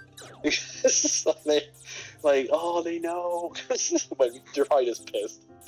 Oh my god, we gotta go here and have them say what every 5 minutes. Just oh hell yeah, bro! Here we are again.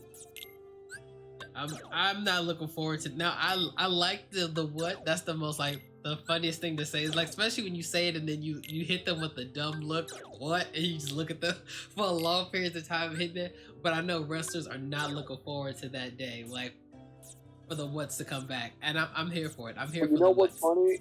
You know what's funny though? Because like it's been a long time, right? It's been like what 19 years since Austin last wrestled. Yes. And a long time. It's just been a long time, right? And a lot of these wrestlers are going to be new. Like I'm sure they're all fans of of wrestling. They probably watched it and they're probably in on it, right? They probably were the ones also screaming what back in the day. Like, because you have a lot of wrestlers who are our age or younger who are now in the business for the first time, and they've never experienced it before. And so honestly, I feel like some of them are probably going to be fucking enjoying it. I'm not even gonna lie to you. It's gonna it's gonna outlive its welcome quick. But I bet you some of them are gonna be like kind of okay with it for a tiny little while. That's just my guess. That's just my guess. I would join in on it like the first couple of times, but then like that time where it's my turn to get the push and people are wetting me, I'm like, okay guys, this is okay. It was funny a minute ago, but now it's my turn. It's my turn to get the push. Don't wet me. Don't wet me right now. Yeah, or like, oh man, watch Kevin Owens be now the new guy who's gonna like kind of be instigating all the what's from now on. Oh, man, that's gonna be hilarious. Anyways, we were talking about like a bunch of bad shit happening though at the same time. So Miz getting his push, which is the wrong time, and honestly I'm kind of surprised too because like the Raw roster I don't think was that scarce. I'm kind of surprised they went with the Miz. Something happened that they needed to go with him. Well, I know Michaels never really wanted the belt. I think he was still on Raw. I don't think he was injured, but I don't know what's going on with Triple H, but something must have been happening with him. I think John just lost it to Miz, didn't he? Well, John lost it to Miz, but then he got it back. No, wait, no, he lost WrestleMania because I was just heading up him with The Rock. Yeah, straight with The Rock. Yeah, I'm not. It's been so long, I don't remember, but I can't imagine it being that bad where they went with him because I don't think he was just yet ready. Honestly, like he wasn't that. Like he didn't even look all that great with the title, honestly. No, he would turn it upside down. He would turn everything upside down. You know how annoying the fuck that looked? I didn't know that, but yeah, he had the WWE title upside down so it looked like an M. He would take the little. Oh my god, did he really? Yes, he would take the little WWE things on the little mics and put them upside down so they would be M's. Like that was his whole shtick. Everything had to be M's. Again, he just wasn't a really credible top heel for Raw. Honestly, it just wasn't that believable. I'm surprised he actually held it as long as he did. He held it for like at least half a year, I think. Mm-hmm. But yeah, I'm really surprised that went on as long as it did. Now, I will say, the people that deserve the title a little longer than what they did, top of the list is always Kobe, because that 12 seconds bullshit, I will never live that down. Brock Lesnar will always eat shit from me from that. And then Rey Mysterio. Rey Mysterio also needs a good title challenge. You know, I think now it's still too late, and I don't think he even needs it anymore. I don't think he's at a point in his career anymore. I mean, because obviously he's in the twilight years, and it's going to come to an end. But hopefully it'll be like him, pushing someone that's not his son, like in some kind of like final angle that he does. I just hope they give him a really good send off, because he can still go, obviously. Mm-hmm. So I just hope that whatever they put him doing, it's really good. Because he's a really good performer, but he's not really the best promo guy. He's never really ever been.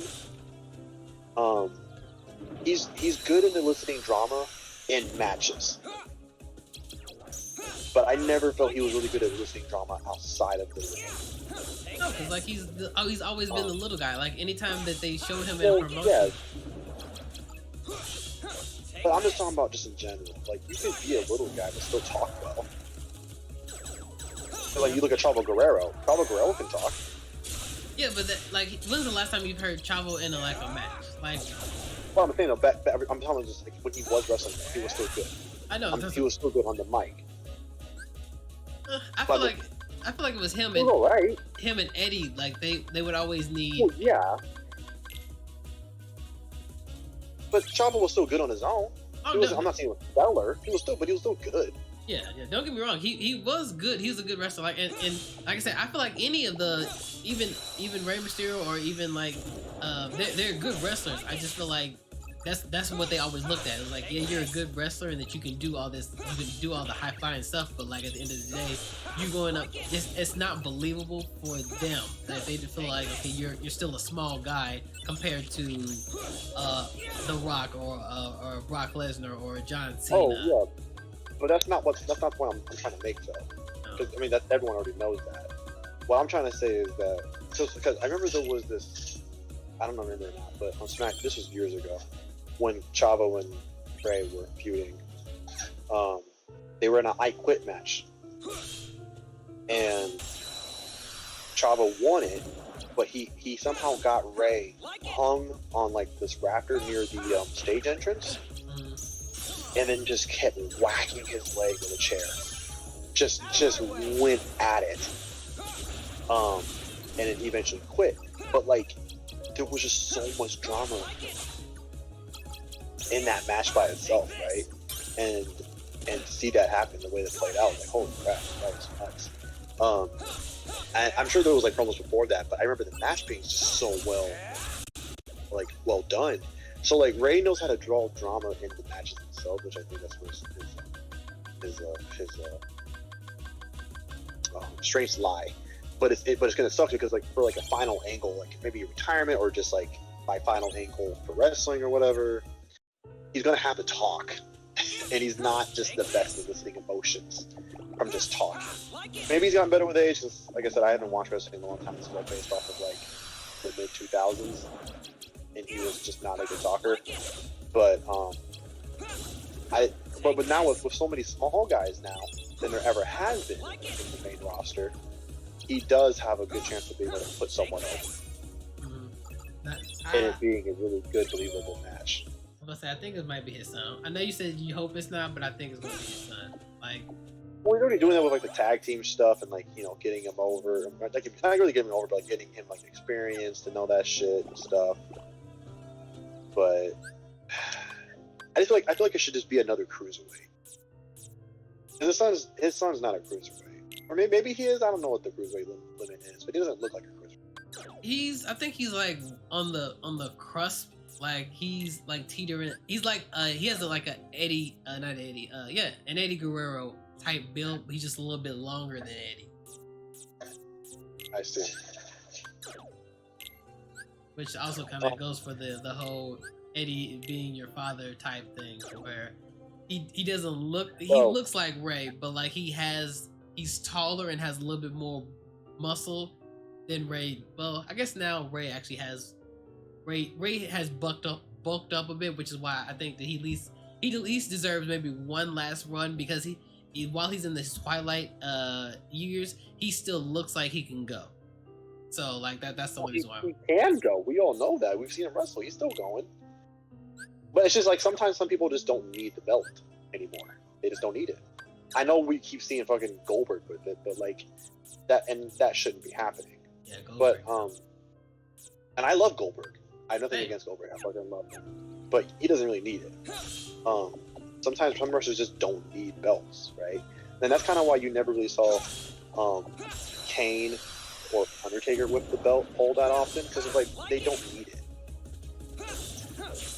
Now, I will say, like, Undertaker has he has said I think on the Smoking Skull podcast that he wanted to at least have one last like long reign, but with his injuries he was just not able to.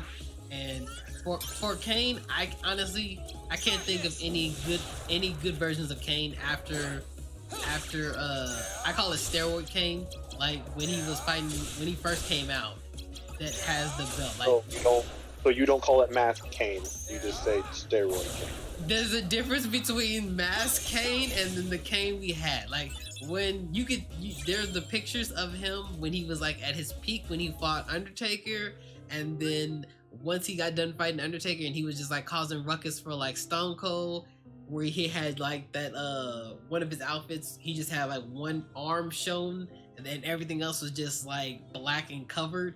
That Kane is steroid Kane. And then after they did the whole steroids is bad, he starts to window down and become like the Kane we know, and he like starts to get him a gut, and then he starts to look more like corporate Kane, and then we get like, you know, kind of joking Kane. I don't know. I like steroid swole as Kane. Kane has always been my Kane. That Kane has been scary.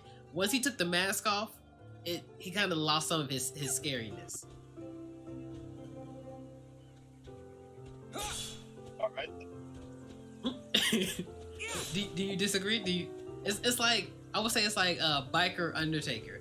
Biker Undertaker, some people liked. I will say I liked him more than I did the Minister of Darkness Undertaker. That goatee was not working for me. When I started wrestling, when I started watching wrestling. So when I started watching wrestling, Kane was unmasked, and Taker was he was like that mix. He was like the in between. He was like the undead cowboy. Oh, that's the Dead Man Incorporated. Like he was the biker taker. No, he wasn't Biker Taker. He wasn't coming out on the bike. It was when he came back at WrestleMania 20, and he came out with like with the hat and the jacket. And oh, okay, yeah.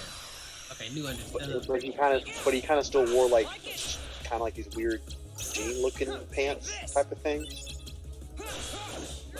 Okay, I remember that one. I remember what he looks like. He kind of looks like what he did now, but with the pants. I think he just started wearing that outfit. Yeah. And like his hair wasn't that long yet. It was like down to maybe to his shoulders, maybe, but generally, it wasn't really that long yet. So I came on when it was like when he was feuding with JBL, like that whole summer, and everything, trying to win the title, but he never did because JBL was just the sleaziest of sleazy bitches. But that title reset his whole career. That's crazy. The fact that he held it for 10 months is crazy. That's what's crazy. That he held it for 10 fucking months. But it makes sense because Taker did. So, anyways, that was the Taker I first got introduced to on a regular basis, and I really liked that Taker. I thought it was cool because he was still scary, but not completely supernatural. Not just yet. In a couple years, he was going to be going crazy supernatural. Real undead. The dead man. But Kane was still scary to me, unmasked. Like the bald, unmasked Kane from 2004 to 2008, 9 or whatever. That was still a scary Kane to me because he was still a bit of a monster. He was still just causing mayhem all over the place. He looks scary. I will say that, but I will say that the fact that his whole thing was that he's scarred. Like he has turmoil, that he was burned alive and yet he came back. But when he finally got unmasked and there was no scars, there was a little bit of schmut, like he had a little bit of ash on his face. That was it. I was like, okay, that was where is the scarring? Where is the turmoil? This man was supposed to be burned alive in a building, and he has no scars on him. He looks okay. He just bald. That's just it. Did the flames just take his hair? I had a problem with, and then I will say he had some good storylines, some good story arcs, especially the one with Layla and it's not good per se. You mean Lita? Yeah, Lita. Sorry, Lita. With the baby and all that shit. Yeah, okay, maybe good is not the right term for it, but yeah, he had some interesting story arcs, I will say. I was actually kind of weirdly invested in that. Yeah. And it was kind of strange because it kind of almost seemed like Lita was eventually gonna kind of just be well, kind of almost like a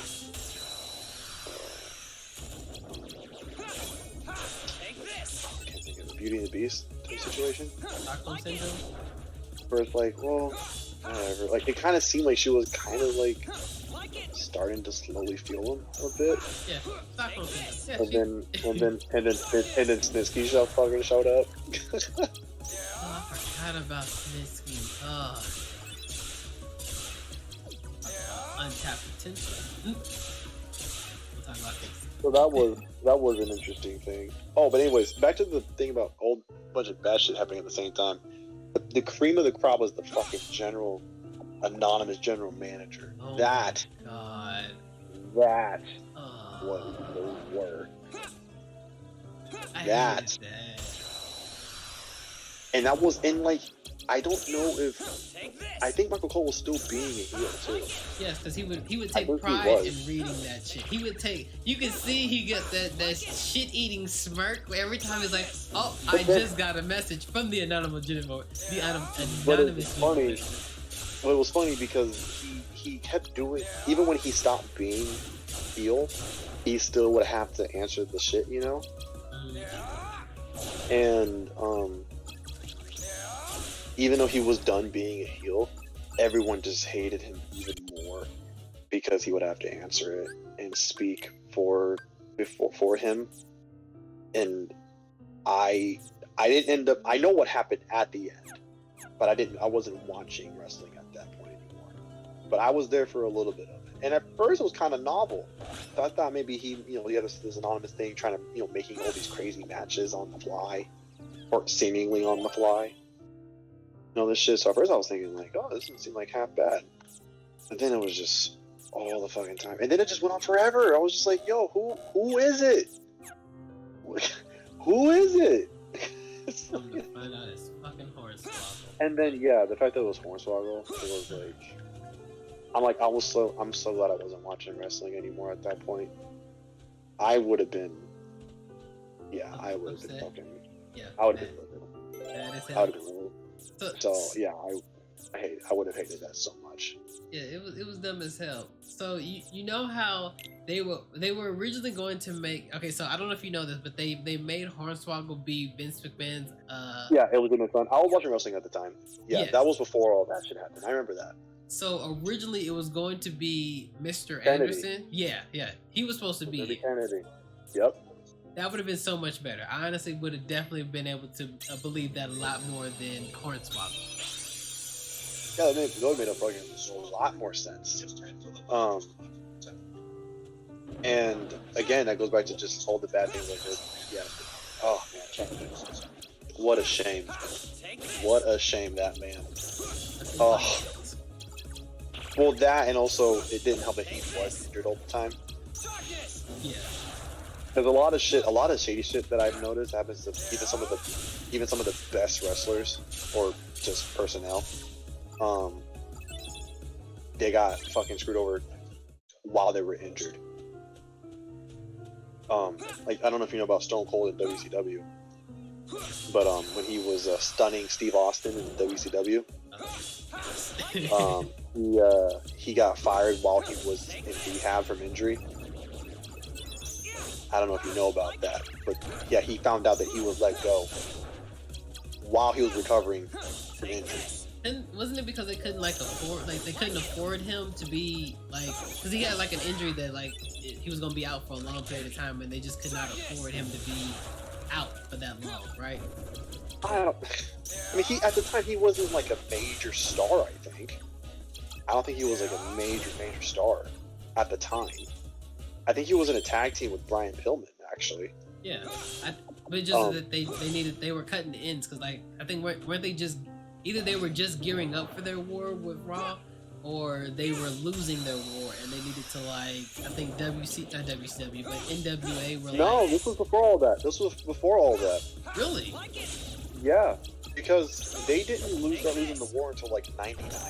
And Stone Cold was in there. Yep, you're right. And Stone Cold was there, and so this was well before they were ever on the fritz of losing. So this was probably like 94, 5 or 6, honestly, and probably before that, because I know Stone Cold was actually in the company in like 97 or 96, so it's probably 94, 95, to be honest with you. But yeah, that's how he found out, and a lot of wrestlers and other personnel find out that they're let go and shit while they're healing from injury. I don't know how contracts work in wrestling promotions. I'd imagine though you would still be able to get paid because you're still under contract even if you are injured. You're still under contract, and so I'd imagine you would still get paid, even if you're injured. Maybe you get a reduced rate, but I would imagine you would be able to get paid still. That just makes fucking sense, doesn't it? Because like, when is it ever the performer's fault that they got injured? Because if the wrestlers had their choice, they would never be injured. So, yeah, that don't make no fucking sense. But that's the only one I can think of that comes to mind. But I do know it happens, and it's super shitty. But anyways, yeah. But I don't know if you know, but like, so when he found out he was technically now unemployed while being injured, still healing up, he actually had a very brief stint in ECW. I remember those promos, yes. And yeah, that's what he's known for, is his promos. I don't even know what wrestling he did in ECW. I don't think but he did. Everyone remembers he was just given the creative reign to just do these promos, and he did one of Eric Bischoff, Hulk Hogan, maybe some others, but those are the two most well known. And yeah, and then people were seeing like how much more like he had to him. And yeah, and then I don't know how he finally found himself in WWE, but obviously he did. The rest is history from there. He was funny as hell, and like the man can talk. Oh, everyone knows that. Yeah, everyone knows he can talk. Yeah. So like, I will say, if anyone can find your talent, I will honestly say that that's one good thing about Paul Heyman, is that he can make anyone a star. If you make him a manager, he will make you a star, no matter what. Well, not even a manager, because I mean, obviously Heyman was never Austin's manager, but it's if Heyman feels that you have something, he has like just the perfect skills to make to like just get the most out of you, the most of that positive trait out of a performer. Mm-hmm. So like, if you know that someone has the look and talent but lacks the vocal range and charisma, but is super good in the ring, he'll find a way to just have that be focused on. And whether that is getting a good mouthpiece for you, or some general manager, just a person to manage you anyways, just in general, he'll figure it out. Because some people just don't fucking got it when it comes to talking. Some people just don't got it, and they're not gonna get it. Not everyone can be good at everything. I mean, use Lance Storm and Dean Malenko like perfect examples. The Brooklyn Brawler? What do you mean? Wait. Were one of them the Brooklyn Brawler? Neither of them were the Brooklyn Brawler. Yeah, I thought Dan Malenko was the Brooklyn Brawler. He's not. He wasn't the Brooklyn Brawler. But that was an whole person all by himself. But I'm talking about just Dean Malenko and Lance Storm. Like they're renowned as being some of the best wrestlers that ever do it. But they were very, very flat on the mic. They just wanted to wrestle. That's all they wanted to do. They wanted to be wrestlers. And they never really got the speaking chops. And that's why they never really got great pushes, like, ever. They were always like B tier at most, because in WWE's promotion, you need to be a good talker if you want to get a push, like a proper push. If you haven't realized that already. the E is for entertainment. Pretty much.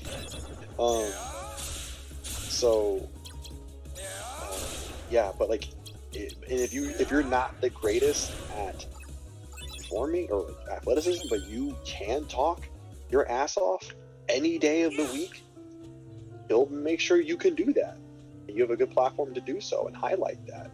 Like, he just has a wonderful eye of knowing someone's strengths and weaknesses, and then doing everything he can to capitalize on it. But he also knows when someone doesn't have it, and he's not often when he's wrong. Honestly, not often that he's wrong. What's the shit? He does. I mean, you may not like him all the time, but there's a reason why he's been in the business for a fat minute. Yeah. He knows his shit. He's a smart man.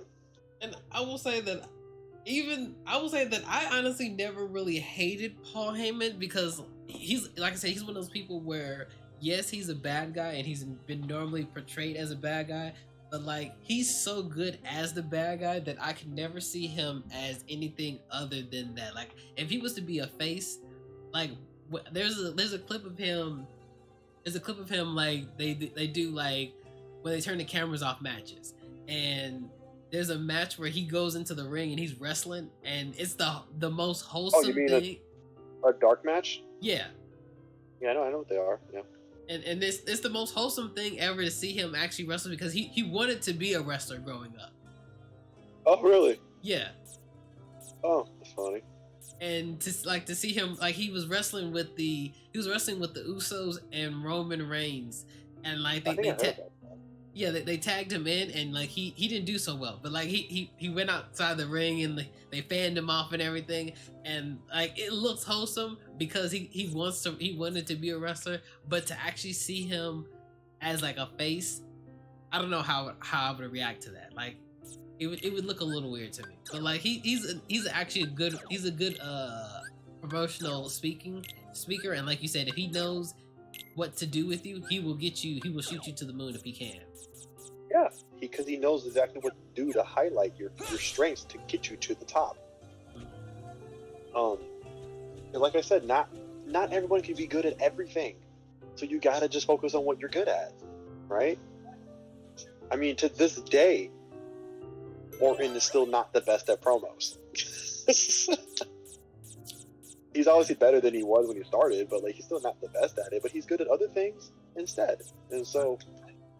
Brock Lesnar can't talk worth the shit either. Well, actually, I'll take that back. He can talk shit all that much either. But that's kind of why people were given managers in the first place, for the talk for them. I mean, why the fuck you think Jack Swagger got one? Because he has that goddamn list. Oh my god, we's the people face ass. Ugh. I will say though, he's gotten a lot better. He at least from what I've heard, he's a lot better in AEW than he was in WWE, which I feel like they gave him more of a push and more time than they did in WWE. He did not need that title. And a better fucking premise. They kind of like wanted to like, as soon as Angle left, they fucking found him, and he was supposed to be like, because he was like, collegiate NCAA, 2-time NCAA champion and all that shit, and all that. He was like the new, he had like the amateur background, With the ankle lock. I only think he was, the only thing, and then they fucking actually gave him the ankle lock. Are you kidding me? Oh my god! It's like you didn't do shit to deserve that. You didn't win a gold medal with a broken freaking neck. Oh my freaking neck! Oh my freaking neck! You didn't do that. What the fuck are you doing doing the ankle lock for? Get the fuck out of here. So yeah, it's just, I think they kind of just ham-fisted that, and it wasn't needed, because obviously he's not doing any of that shit in AEW. They're actually giving him something else to work with. So I think that's making a big difference for him. I haven't watched any AEW, so I don't know, but it seems to be he's doing a lot better over there. It's interesting. They're a lot better than what they were. I know JR is miserable there, but it's more so the fact that it's like from how Walt Culture makes it out to be, he doesn't like that the new talent only do big moves, like especially the moves where it's clearly shows that the people on the like, so when people dive outside of the ring and people are supposed to catch them, they do a lot of those moves. So like as you see people try and line up so that way they get prepared to catch him, to catch the person that does the big move, JR hates that. Like he's like, okay, it's one thing to do a big move every now and again, but to constantly do a big move like this is WWE 2K, it's doing the most. Yeah, I mean, and that's, you can argue with us, that's just him being, old man yells at sky, or if, you know, there's some validity in that, and I think it's both. Because I also grew up. I'm not as old school as he is, but you know, I grew up in the time where finishers were actually finishers, and like the only time a wrestler kicked out of a finisher was like during pay-per-views, right? That was when you saw someone kick out of a finisher, and even then, it was only one time. It was only one time. Like, for instance, I don't remember John Cena fought Bobby Lashley at Great American Bash, I think 2006 or 2005, probably 2006, when Lashley was on his huge ass push, and then they had a fight, you know, which was actually a really good match, but it was face versus face, which is always a little tricky. But Cena did an FU on Lashley, and he kicked out, and that was nuts back in the day in 06, right? You couldn't believe it. Like, you kick out of that, like, holy shit, like, this, like, it really did a lot to build that character, right? It showed you, like, how much grit they have. It kind of also raises the bar for the title itself. It was like, you know, they're going to go through tooth and nail to get, you know, to either get or keep this title. And then it took Cena having to do an FU off the top rope, which that was, like, a novel thing back in the day. They didn't even call it the Super AA, they didn't even call it a Super FU. They just said FU from the top, and that's what finally took him down, right? But there was only 2 FUs in that match. So it was the first one that didn't work, and then the top rope, and then, you know, most other, and sometimes not even in all pay-per-views would someone kick out of the finisher. Even sometimes it was just one finisher that did it. But a lot of times, though, like WrestleMania especially, you know, you have to do 1 or 2. You know, you'll kick out. Like, for instance, you know, you look at Shawn Michaels' Undertaker, right? It took 2 tombstones in both of those pay-per-views to take out Shawn, right? In addition to chokeslam and last rise and all that stuff.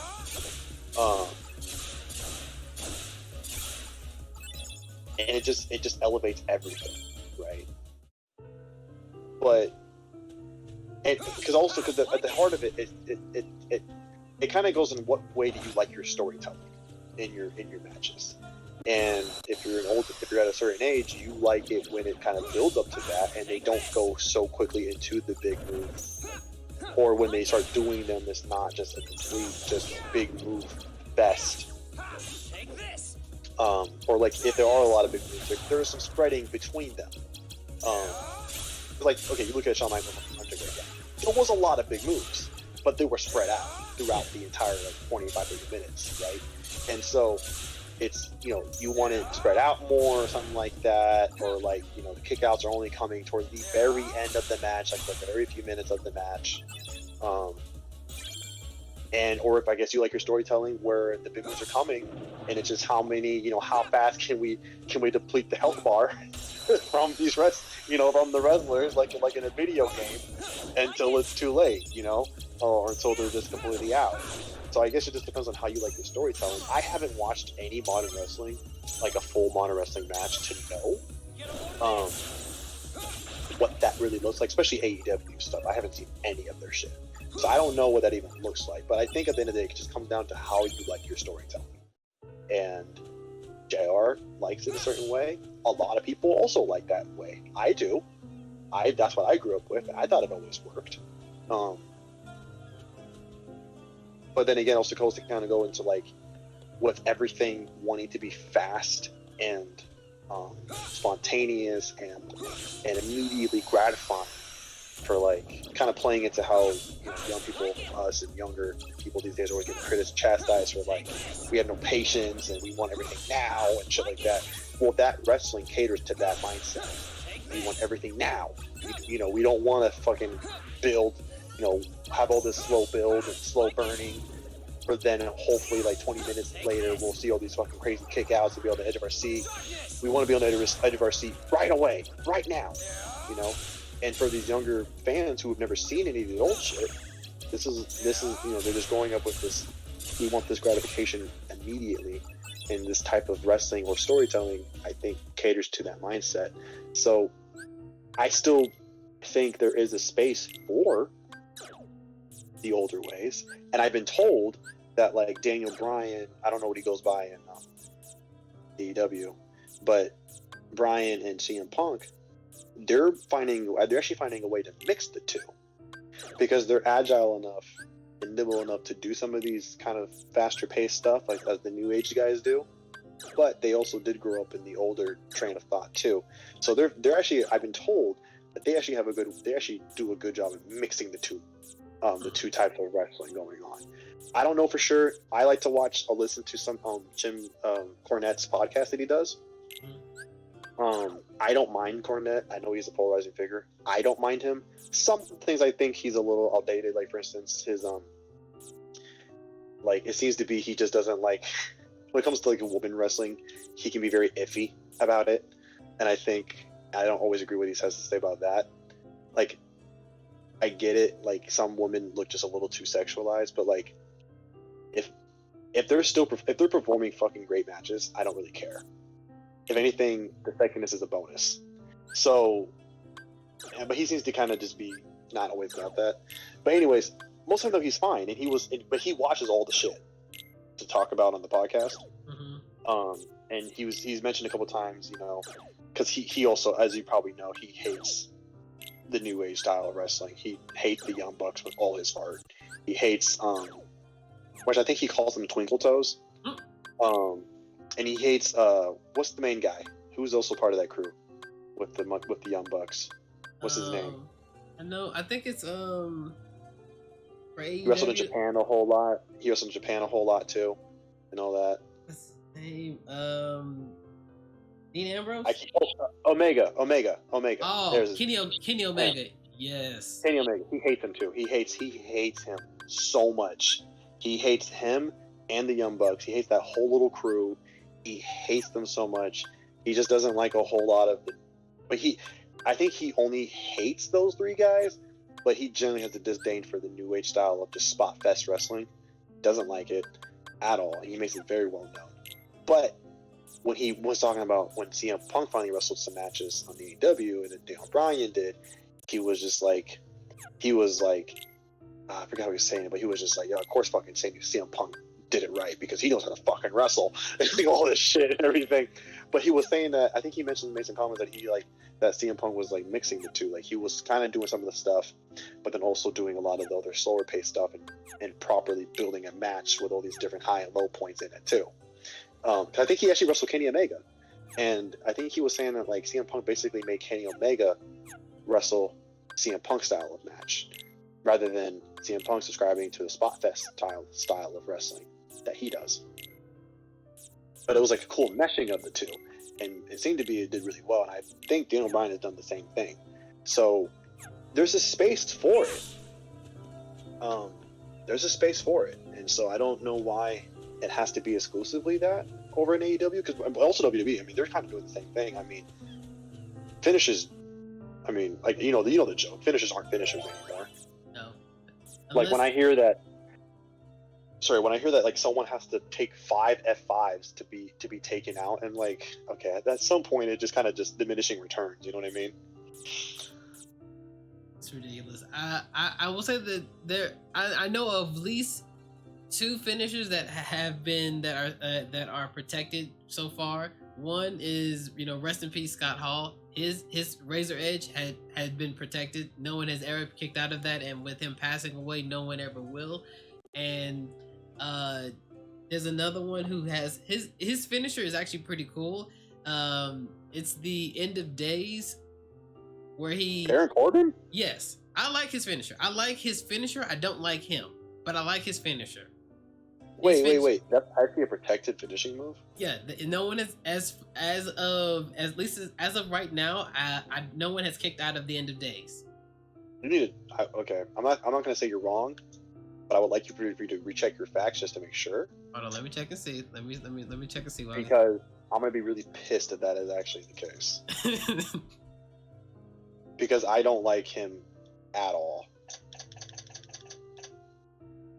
And that's even before he had his match with Angle. Okay.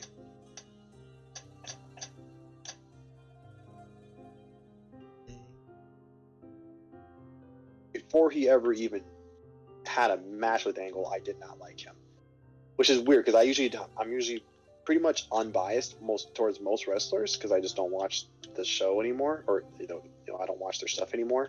Mm-hmm. But him, I actively don't like him. And I feel like people wanted him to Kurt Angle's, well, that, and I would say Kurt Angle's last match to be with John Cena. Yeah. Okay. Which I can see why, but honestly, I don't care who it would have been with. I just wanted it to. Even Kurt was like, you know, upset about it. Even he knew. I'm just like, why? Why is it him? Of all the fucking people, why is it Baron Corbin? Okay, so Google shows, and this article is a little old. It's old by like a year. It says that no one in WWE has kicked out of Baron Corbin's End of Days, making it one of the most protected finishers in wrestling today. That was in June 2021. What side is that, by the way? What side is that, by the way? The Sportster.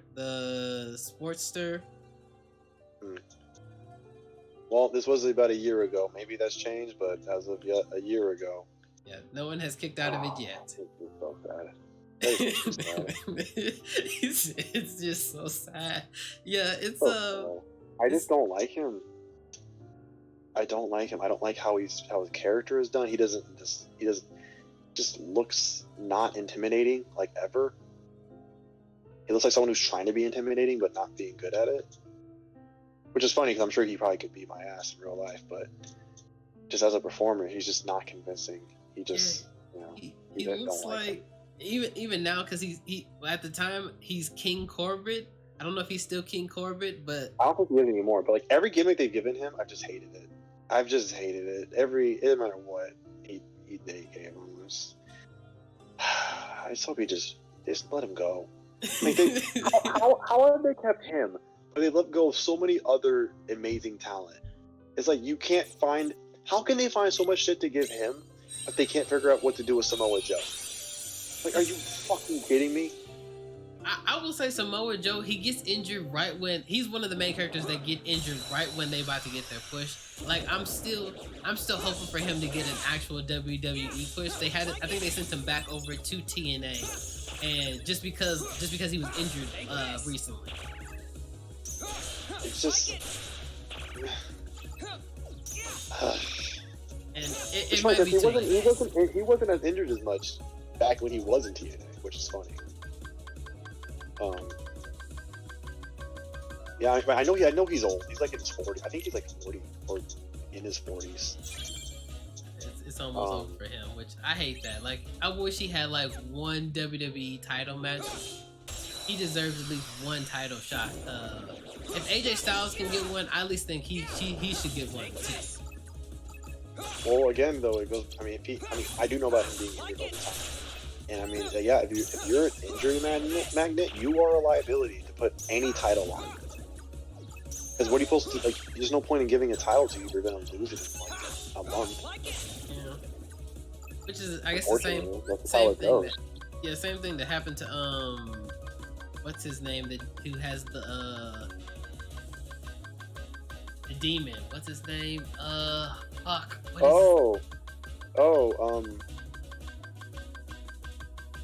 It's gonna bother me.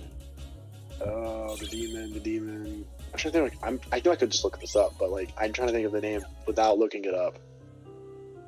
He's one of the most fucking chiseled physiques I've ever seen. Like, god damn. Yes. It's a shame that he's so small, but because like man, you know that man's getting pushed every night. Like, yes. No joke. I'm just gonna fucking look it up. The demon. Finn Balor. There we go. Yeah, him. Yeah. No, bro, because the way he has like his beard too is like fucking just prime. Like he has like a super good look, like with his face. Like, bro, like that man, if he's not married, like that man eats pussy and it just stays in his beard. So if I was the woman, bro, fuck, bro, I'd be tuning in every day. No lie, bro. Not even tripping about it. Like him when he got his injury, right when he got the Universal title, which Which can we take a minute to talk about? When that happened, oh yeah, Yes. yeah, the one big push that he got, he made it to the top, and then Seth yeah, Rogen I wasn't watching wrestling, but I heard about it, and yeah, I feel for him. See, like Ever since then, never got another big push again at all. And like this was around the time I stopped watching it, but like my girlfriend and her friends, well, ex-girlfriend and her friends at the time were still big wrestling fans, and they told me this, and I was like, so you're telling me that the motherfucker that was part of the Shield tossed him and caused him to lose? Got it. Tossed him to lose his title. I was so pissed. I was so upset because like I really never really fucked with the Shield because they just kept coming into people's matches and like power bombing. Their power bomb, while looked effective, Bro, they were power bombing everybody, which I thought was hilarious. They didn't go fuck. Everybody got a power bomb. I swear, when they were doing their thing, every fucking body got a power bomb, bro. Everybody. It didn't matter who you were. It didn't matter where you were. just everyone got You were getting power bomb, bro.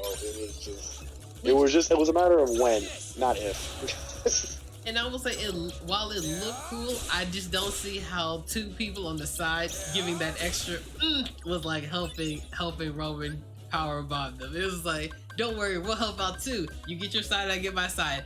And it was like, no, it's like he was doing most of the effort. Y'all were just like, it's okay, sweetie, I got it. Just like,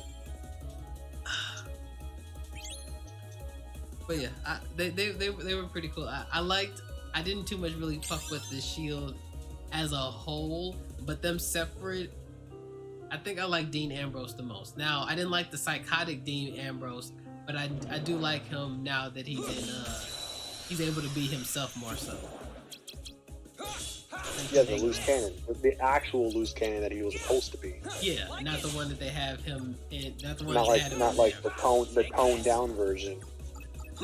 Watered down loose cannon. And then act like we're supposed to believe that he's really a loose cannon. It's like, okay, yeah, all right. Because you come out in a gas mask, all right. Ooh, gas mask. Oh man. So scared. Yeah, so no. scared. I heard that was actually when he was done. When Dean was done with WWE, and like during that, whenever he was told to do that, that's when he was like, "Fuck this, I'm out." WWE doesn't know what the fuck to do with me, so I'm out. They don't. But that which brings me to my, like, we were just talking about the Universal title, which brings me to my next thing. What is your worst belt design that you saw WWE have? Well, most of the titles now are all shit. There's no creativity. There's no uniqueness at all. I don't know why it's so homogenized. It pisses me off. When I first learned that, because I've been away for so long, when I finally started seeing the titles, I was like, what the fuck is this? And then when I saw every title looks like this, I was like, what in the hell? Like, the Universal title and the WWE title are basically the exact fucking thing, except there's a color swap.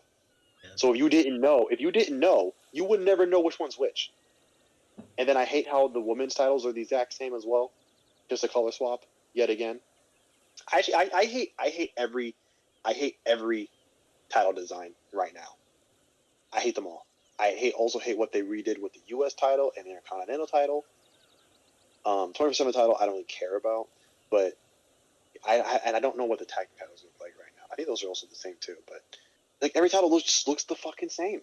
I think they all are. look different. There's no uniqueness in it all. So like, why did you do this? I don't know who made that decision, but it's terrible and I hate it. But those aside, I think the tag team titles, when there was only one, like the unified tag team titles, I hated that design. I hated it so much. The penny ones that look like yeah, it look like pennies. Yeah, I hate those. Those are disgusting. Those are disgusting. They didn't look impressive. They didn't look like anything I would actually want to get. Like if I was a wrestler, I would not want to get that belt. I would not feel proud. Like I would not feel the esteem to now be part of like that belt's history. You don't want to be the copper champions? I wouldn't. I don't be the fucking copper champions. Are you kidding me? No. I think that's the worst belt. And then a second would be the Divas belt. Butterfly one. Yeah, that'll probably be the next one. Because it doesn't even look like it looks like a fucking like accessory you put on a Bratz doll. Yeah, definitely did look like that. All right, hold on. I'll tell you mine, but in a second, I got my another attempt to be a voice actor. So hold on a second. I just met Kyrie. Hold on. I gotta get into my character. Turn my life into pieces. This is my last. Okay, I got it. I got my inspiration. Kyrie, Baka, what are you doing here? Hey, Kyrie, are you? The fuck? Where's she go? Hey, I'm the edgelord. You're not supposed to be doing my lines. Ah, damn. Bitch. No. Fuck. Surely you know this would happen. I gotta sound pompous. Suck my dick, Kyrie. Exclamation mark? Damn it. Oh, so no dick sucking? Or? She already left. Now I gotta talk to the book nerd, the bookworm. So I gotta get my snobness. Hold on, I gotta push glasses all right, well, up. Can you suck my dick then, bookworm? You wanna suck my dick? No. Push my glasses up. All right, now I gotta get my snob on. It's been a number of worlds in your memories before this one. And in these worlds, you met only dark beings. And all that's left in your heart, dark memories. In my dick. Shut up! Your memories of home are gone, each and every one. That's a lie, damn you! I remember everyone from the island, fucker. Suck my dick. Safiri, whatever, and Waka, Kyrie, and Sora too. Shut up! They're my. What the fuck are they? They're hoes. They're not my hoes. They're my closest friends. You tell them I'll kill you. Or hoes, whatever works. And who threw away these friends? Maybe it was your own actions that forgotten. You destroyed your home. What? Baka Desune? Not me. Alright, so now that they're gonna talk for themselves now, I'll have to do my voice acting. Again, Funimation, Crunchyroll, hit me up. I'm voice actor. I'm voice actor supreme. But my least Did you hear favorite. that? Voice actor supreme, people. Yes, voice actor supreme up in here. You hated being an yes, islander, but so my you least opened the door to favorite belt, darkness I and would have to destroyed say, the was the islands. undisputed It was title. You. Ooh, that's a good one. Yeah. And now Out of all my WB titles, that's the least favorite one. It's Yeah. just it looked too small, especially since they really only gave it to Brock Lesnar, so he's too big on that small ass belt. I was like, why'd y'all give him that tiny ass belt? It was I would say that one and the 24-hour. I didn't when they first showed that belt. 24/7? Yes. Yeah, the grease strap's kind of weird. Yeah. Yeah. I don't really care about it that much. But I mean, it's a good belt for gags, but like in terms of anything else, it's ugly as hell. It's ugly as sin. If you look at what it's for, it is just for gags. So Yeah. Yeah. Favorite is probably the wing WB belt or WWF belt. The winged one. With then the globe WWE belt is like a second. However, I do like that old school Intercontinental. With the white strap. I do like that a lot. Yes, when Cody brought that back, I liked that. I thought that was pretty clean. However, I do like the other one before that though. Like, you know, with the globe and all that shit too. I did like that one as well. That one was nice. I did like that belt. I did like that belt a lot. It looked good on pretty much anyone that wore it. Yeah, I did like that a lot. I do have a soft spot for the U.S. spinner belt. I'm not gonna lie to you. I do like the U.S. spinner belt, maybe because I was like the prime demographic for that shit. I was like 12 and 13, and I was like all the rage back when we were kids, like, you know, just gangsta shit like that. And I honestly, I wanted to buy one. I wanted to own like a replica belt. I used to be on the WB network or shop.com all the time, just like wishing, just doing like window shopping. And I remember I wanted that spinner belt so fucking bad, so bad. But it was like, I don't know, $180 or something like that. I wanted like the legit replica, not the one you buy like at Target or something or Toys R Us. I was hoping to get that legit one, but there was no way my mom was going to buy that. I mean, because didn't you have to like, didn't you like customize the belt too, like have your name? I don't remember. I don't know. We probably could, but I don't think I probably would have cared. But yeah, I wanted it so bad. I was gonna say, okay, I'll just save up and then buy it. But I was like 13, I had no job. I was like, I'll save up allowance and buy it and shit. Oh man, yeah, I wanted that fucking spinner belt so bad. Sora! I loved it. I was so mad when they got rid of it. Sora! When he dropped the belt to Orlando Jordan and he changed it back to the original. Yeah. I mean, the original wasn't bad. It's not a bad belt.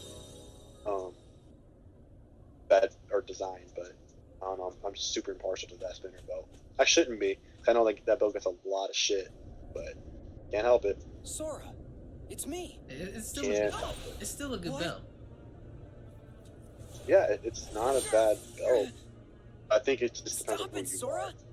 Don't you recognize me? I know. I just do. Yeah, I I do recognize a lot of you. shit. I can see exactly what you've become. Oh well, I don't really care. But you know what's funny? You know what's a low key not bad belt? The women's title belt, like you know mid 2000s and all that shit. That actually was for a women's really title. Become a creature of the dark? For as much shit that WB You're not gave Riku about the anymore. women's division, which wasn't much, You're that just belt was part of the actually kind of darkness. dope. Not gonna So lie. be it.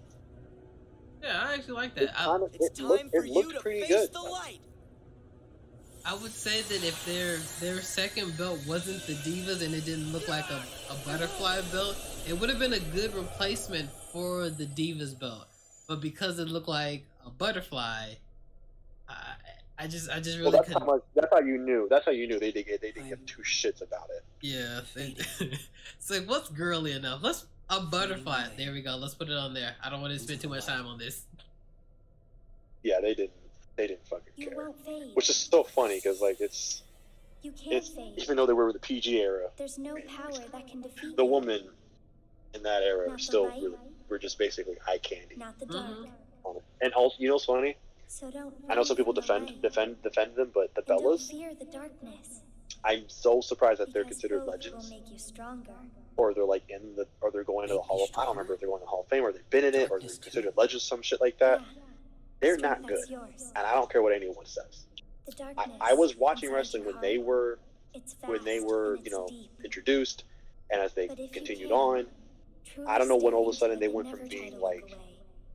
You won't eye be afraid candy of and anything like again. ballets for like guests All this on the time show I've tried to to fucking push the being darkness considered away. like You've legends gotta of the just business. remember to be brave. I don't know what they Know that the contributed. darkness is there and don't I don't give know in. what greatness they brought If to you the do that, product You will overall, gain strength. but The I kind I that's will unlike never any be other. convinced that they're any good. You'll be So- able to escape the deepest darkness. I can only say And that I'll be able one. to I see think through the only reason why they're legends is because, brightest light. well, at the time, Follow both the of them, darkness. if not one of them, It'll show you the way were to your married friends. or getting married to Can I face important people of the business. You They don't were want one was to? getting married to Daniel. Cena and the other Bryan. one married Of to Dan course. Bryan. Yeah, I know. So like that was one thing, and then I would say that the other thing is the fact that with my strength. well, it's not really a My dark plus for them, strength. but like I think they're the only ones that went toe to toe with Big Show being Darkness. heel and face the most.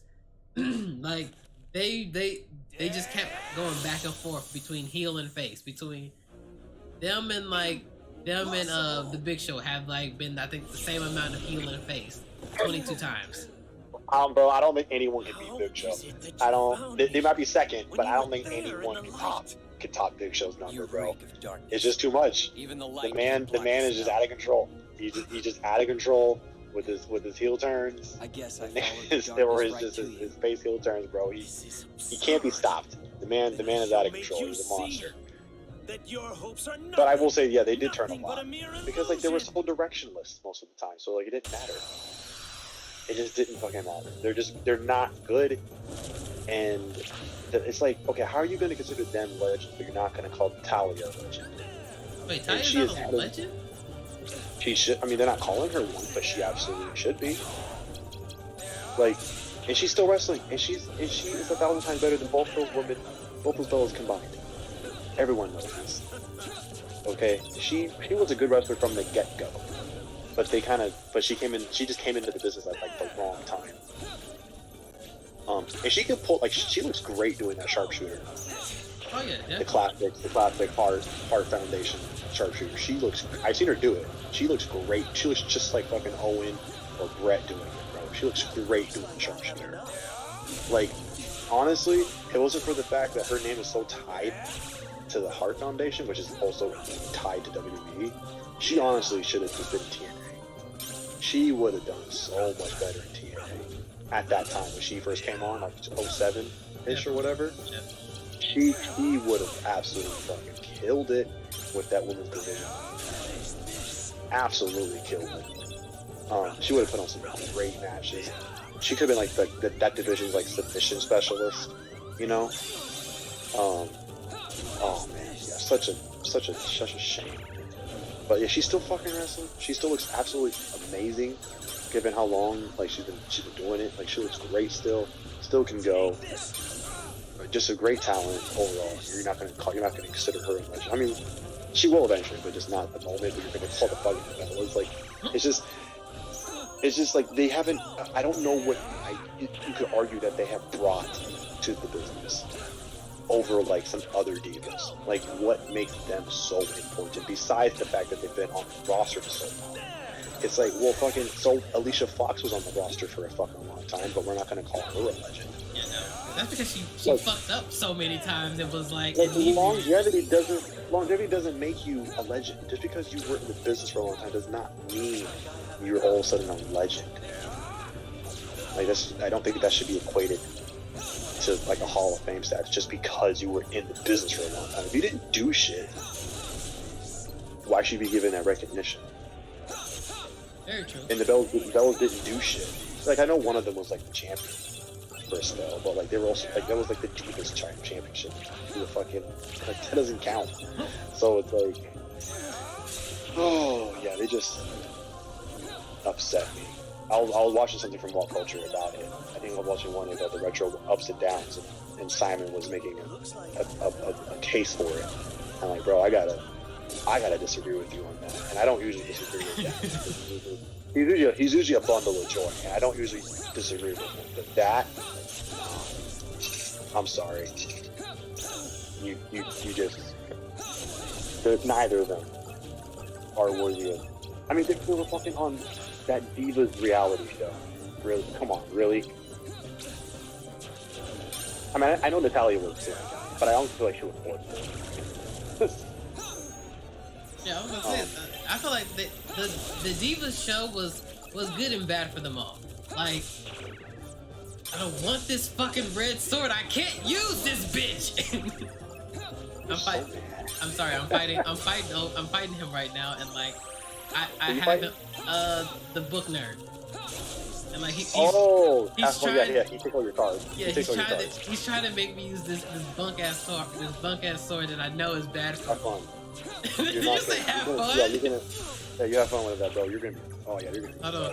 Hey, I'm on the last one. I got him on the last one. I just need to. I just need to. Fuck me in the outs. All right, open up. Shut up. Hey, you're the boss. Okay. What you said, bro. There we go. Okay, Mickey, I need your help, Mickey. Mickey. He's calling for you, Mickey. Oh, shit. Don't leave me alone. I'm taking my cards. Yo, Mickey James, mid 2000s, bro. Oh my God. God. The biggest crush. She just has that look on her face, bro. She just has a look. She just, you know how some women just have like that like very just seductive type of look. Yes. She had it, bro. She had it, and she still has it. That's the crazy thing. She still got it. Yes, she's still fine as hell. Oh, I know. After a kid and everything, it doesn't even matter. Didn't even phase her. There we go. Suck my dick, bitch. All right. Shut up. Hey, you're the boss. Oh, I beat him. Okay, but yeah, Mickey James is fine as hell. Like especially like her rivalry with Trish Stratus. It was like you pit two bad bitches against each other. I was like, oh, I'm not even like worried about like the lesbian overtones and shit. I'm just focusing on just her as just her. And I love, oh man, and she came out in a fucking skirt all the time. Oh no. No, God, no.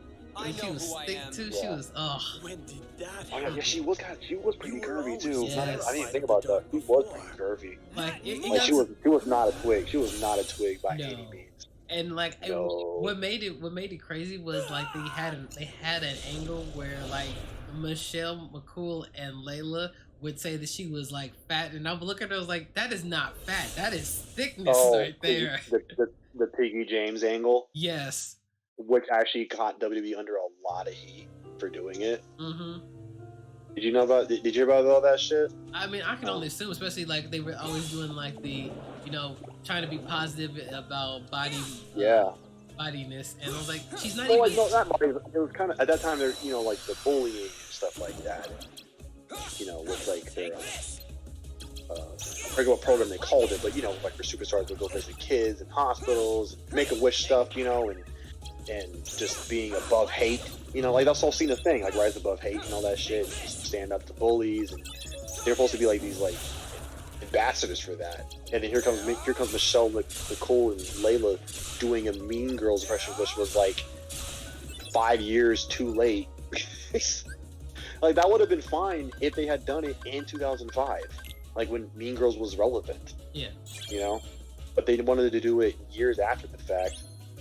It was just, I remember seeing some bits of that, and it just felt so. Cringy. It did feel pretty tactless, honestly. Yeah, it was cringy because like she like it would first off, she wasn't even big to begin with, so like y'all were just being, if anything, y'all were just too goddamn skinny. Like by comparison, if y'all really wanted to get down to it. Layla wasn't. Let's be real. Yeah, Layla was not. It was Michelle. It was Michelle. Layla had it going. Come on, she's part black. Yeah. I think she might be all black. Come on, no, it wasn't her. Come on, we remember her from the Extreme Expose. All right, we didn't forget. She ain't thin. Let's just put it like that. Yeah. We love you, Layla. We love you. Like she get it. But like I was like, there's I don't see how y'all kept calling her big. Like she wasn't big. Like. But yeah, if you kind of break it down, it's like, what are you guys talking about? And like, and then Mickey has to like pretend that she's all sad and shit. And it's like, bitch, like I have been at how many WrestleManias? Like I have done how much shit? Like I've beaten Trish Stratus for the title. What have you guys done? That is crazy to me. Y'all out here making her think that she ain't the shit when she is the shit. Yeah, it's like at that point in time, like she had, I don't know how many times she had been a women's champion, but like, yeah, it's like really. I think Michelle has been like, I think she's like the most frequent Divas champion. Yeah. But again, that belt don't mean shit. So it's like, what have you really done, Michelle? Besides fuck Undertaker, like what have you really done?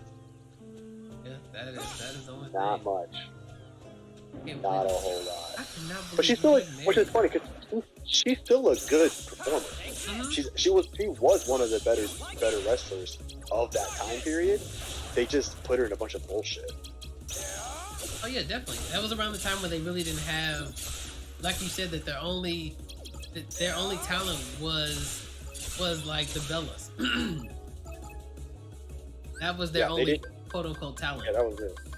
Yeah, and that wasn't even like athletic talent. It was just like be hot talent. So like Eve was learning, but I think that like they can keep her. Who? Eve Torres. Oh. Yeah. She was to me. She was kind of like the new age version of Michelle McCool. Really? Oh, sorry. Candice Michelle. There we go. Okay. Yeah. Definitely. They had some really big parallels in their pushes. Yeah, definitely very big parallels. They even kind of looked the same. Mm-hmm. Kinda. I know some people might hear that and be like, not really, but like, yeah, they kind of did. Yeah, they had some really big push, like very big parallels. You know, a lot of similarities that I'm gonna be honest with you guys. I only looked at her because she bounced her ass and she had nice titties. I'm gonna be honest. I'm in the same space. I don't even care. Which one? Who? Both of them. Both of them. Yes. I didn't watch wrestling that much for Eve Torres, so I don't really remember seeing her much doing athletic stuff. I just remember seeing her being like, I think the GM's assistant at some point or some shit like that or whatever. Okay, so that was about it. So she had in terms of effectiveness, it really was not effective at all.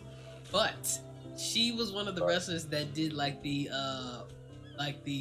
run your ass into like run your ass into their face in the ring ropes, as well as like she would do like when the person's down on the ring, she will run to the one side, bounce off the spring, bounce off the ropes, come back, twerk her ass, and then flip over, moonsault onto the opponent. And again, it's probably not effective, but looking at it as like a teenager, I'm like, damn, can I see that again? Like, if only that was me. Why can't that be me? Why can't that be me? Why, Lord? Yeah. Why you gotta do me like that? Yeah, why you gotta do me like that? Why can't that be me? But yeah. So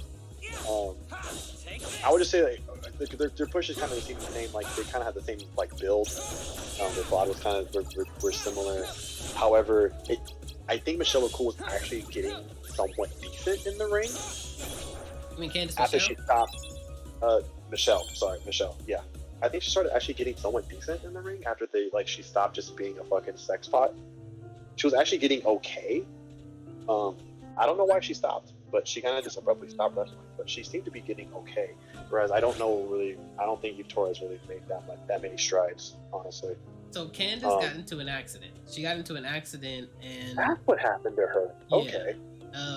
She got into a match with Beth Phoenix for the title. I think. Oh, that! I think meant like a car accident or something. Mm-mm. She got into a wrestling. Oh, I saw that match. I watched that match. I remember that. Yeah, she hadn't recovered from that. That was like a career-ending match. Career-ending injury. Oh, yeah. So she just went to like doing GoDaddy, which for a teenager that like only hears GoDaddy and see her do commercials where she does her little twirl and talks about how GoDaddy. Oh, I know.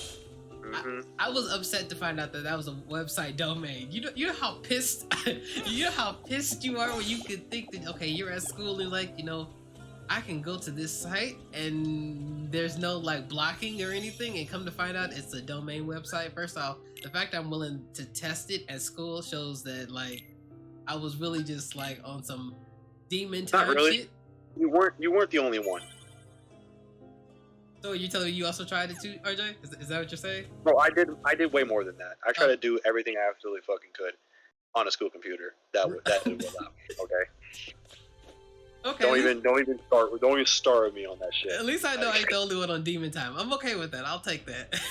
Don't even, bro. I was in hyperdrive, all right, as a high school student. Because I didn't have no girlfriend, nor was I, and I knew I was never going to be able to have one in those days. So yeah, I was on fucking hyperdrive. All right, let me just put it like that. But yeah, they go from GoDaddy to what she was like a few times. I think she won the women's title a couple times before that accident with Beth Phoenix. I remember that. Yeah, she landed fucking face first. I remember that. But wait, so that actually ended her career? Yeah, that ended her career. Wouldn't you like to be real? What was it? Was it more than it must have been more than just a concussion. All you need I think she broke is the like kind of power she that broke the her real collarbone, Riku doesn't have. and it like fractured If you into can get that, into you can such a be way new that like person, not if you me ever try to wrestle nor again, it anybody could have been like else. life threatening. It's like You won't just be something Oh. similar to what happened to You will be Paige. I know unique, her and Paige your had own like self. similar injuries. Really? Yeah. What are Now you Paige is saying another to one. him? Paige is a like Damn. I didn't too much like He's as Paige. good a place to I start say as this in the any. nicest way possible. Pasty You can't white do girls, this. but like Paige is like I was like, she is fine as hell. What I liked about Paige was that, again, I think she came at the wrong time Zexian. because we weren't yet at the diva, at the women's revolution. You just Mhm. found out way too But I like the much. fact that she just looks so different to the rest of like your regular woman on the roster. Kind of like how Lita, looks so different to the rest of the women on the roster, right? Riku. And I that's what I liked about her. I never seen her wrestle, never knew anything about anything, but I just I saw her and I was like, I like her, just because I liked how different she looked, Riku. and I felt like that's kind of what that's part of what not just the women's division, but like wrestling in general just needs, like just all these different, to know that you can be a different type of look I'm and not still like be that successful, Yes, you are. right? You don't have to be a certain style, a certain look, and be perceived as being like the top guy, or perceived as like big enough or good enough or looking a certain way to be perceived as like a believable, reliable, belt holder or something, right? Which might be why they didn't know what the fuck to do with Dean Ambrose, because he doesn't look like your traditional WWE champion, right? Even though he absolutely could be your WWE champion or your top guy. I know he doesn't have the conventional look, but Keep Ansem busy for a while. those days are over. The cookie cutter look is over. Yeah. And so, I mean, honestly, like, what's his name? Sorry I couldn't come He here sooner, he just moved over to AEW recently. Your Majesty. I think his name is Is it Pac, you? or he used to go by Pac in WWE. I know who you're talking about. He was a cruiserweight, I think, over there on NXT and stuff. And I think he Neville. was like Neville. yes. Yeah. Honestly, like with his long hair and his scrunched up face and everything, I would believe him as a fucking top title holder. He's not a big guy. He's pretty small, but just the way he holds himself, I'm like, I believe it. I'm okay. I would believe it. He's convincing to me, at least on TV. And Finn Balor, he's not a big guy by any means, but they were planning on having him hold the title for who knows how long. Overwhelming. And that's the thing. Big guys don't need to have the title all the time. Like I know that we came from an era where the biggest guy was like always like would be he would be the one to have the title, but like you don't have to be a big guy to have the title and to keep it for longer than a couple of seconds. I swear for God, that's what let me find you. them joining sports whatever the fuck the sports network is was the worst thing that had ever happened to Kobe. You were right. Because like Kobe only had that title for about maybe a couple months, and then he had one match, not even a pay-per-view match, one regular match on Fox Sports, and lost it to Brock Lesnar in 12 seconds. 12 seconds. I think he held it for 4 months, or I think they said like 100 days, or something like that. Which I guess nowadays, is apparently like a decent title reign, I guess. But yeah, he didn't defend it. I think more than like once or twice in that time frame. But then obviously, yeah, the way he ended it, the way it was ended was kind of bullshit for sure. And the fact that did he ever get a rematch? No, he still has not gotten. Yeah, I think it was that too. Yeah, he didn't even get a rematch for the title, which is like what? But I don't know how much influence that is because they joined Fox News and try to act like it was like a regular sports show with like a. I remember seeing clips of that shit too. Like it was like being held in the same regard as like Fox, when Fox would cover like football or something. I'm like, guys, I mean, I get it, trying to make this legitimate. This is not the way to do it. Where am I? Irritated the fuck out of Because me. Like, it's never gonna be legitimate. It's never Your gonna be Majesty? football, basketball. news. Like you can't cover. Against my It's just you can't do that with stuff that was already going to be predetermined from the start, and act like all surprised about shit. Like What's that's this? just not how that works, man. You Are guys you need to stop giving that. up? Calm down. Finally, Yeah, I didn't ready like to that, but I don't think surrender they to really your do that much fate? anymore because it just didn't last long. I don't You're understand why. not the true Ansem. It just seems to be WWE can't like figure out what like anything that will stick, or they're like I feel like they're just now even more Your scent is different. beholden by their shareholders The Ansem in my heart that they're smells like darker. scared to like The odor let is anything more kind of foul. see if it's gonna work, But and they're also your too scared to scent let just like isn't their that. own talent It's not experiment darkness. It's with their something characters and take them in the new I finally directions on understand. their own, or with like maybe You're just a the one little who bit of guided guidance me from the writing team when it or started. creative team. You came to me pretending to be Ansem. Okay, so hold on. So You are gave me you the more card a fan of to make me the face the creative darkness. team coming up with the ideas, or with the That wrestlers is having correct. creative control? Well, from what I've heard over many videos that I've watched about stuff from back in the day, It is also unknown. or even up until like a certain time ago, I've watched you all along. it was like Really? it was almost like a collaboration of you? sorts And between what do you the want from wrestlers me? and the creative team, For you to choose. and also like Choose. excuse me, You are a wrestlers were special actually able entity. to actually talk to Vince You and like turn exist down between light or and really dark. push for certain ideas Stand for their in the characters twilight.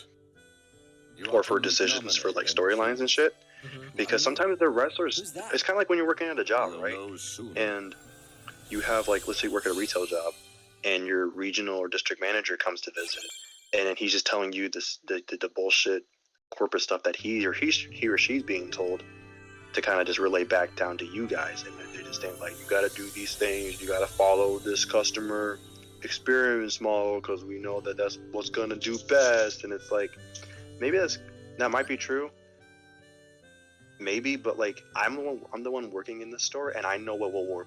I know what will work best for this particular store because I'm the one that's here every day. You know, I'm the one with my actual boots to the ground in this location. So you might have like some high level suggestions for me, but I actually know what's going to work day to day more than you do because you're never here. Likewise, the wrestlers are actually the ones doing the shit and getting the reactions, dealing with the reactions, and then actually doing the wrestling and getting a sense of everything. And they also know themselves, and they know if like they know where their strengths lie, and they know what's worked before in the past, and so they use that knowledge, and then they can come out to the creative team or Vince or whoever and be like, hey, based on this or that, I think what we should do is this instead of what you're proposing at the moment. For instance, there's a good example is actually the Triple H Batista feud back in 2005. I don't know if you know about it, but it was a several month build. If you remember, I don't know if you were watching wrestling at the time, but I definitely was. And it was being, the cracks were starting to show between Batista and Triple H in Evolution. About like Batista finally starting to kind of like not listen to Triple H and kind of break away and all that shit because they decided that they wanted to make Batista a single star. According to Triple H or whoever, Vince actually wanted it to be a one-match blow-off thing, and that was it. Not at WrestleMania. I think on Raw or something, some random episode of Raw. That's what Vince wanted to do. Just make it a real small thing and let it go. But Triple H had to fight and eventually won the support to convince Vince to be like, hey, I think we should just give this a proper build. And make this a proper storyline and let it organically build and grow itself and let it pay off. And he convinced Vince to do it. And if you remember, that whole first half of 2005, that was the main storyline on Raw. It was between Batista and Triple H, and is he gonna be okay? Are they gonna be all right? Because Ric Flair was playing the middleman and trying to keep the peace. And at the Royal Rumble, Batista won it after that whole tomfoolery that happened with the botch between him and Cena. Vince And then blowing his hands. Vince blowing both of his quads or whatever right off of the bone, which is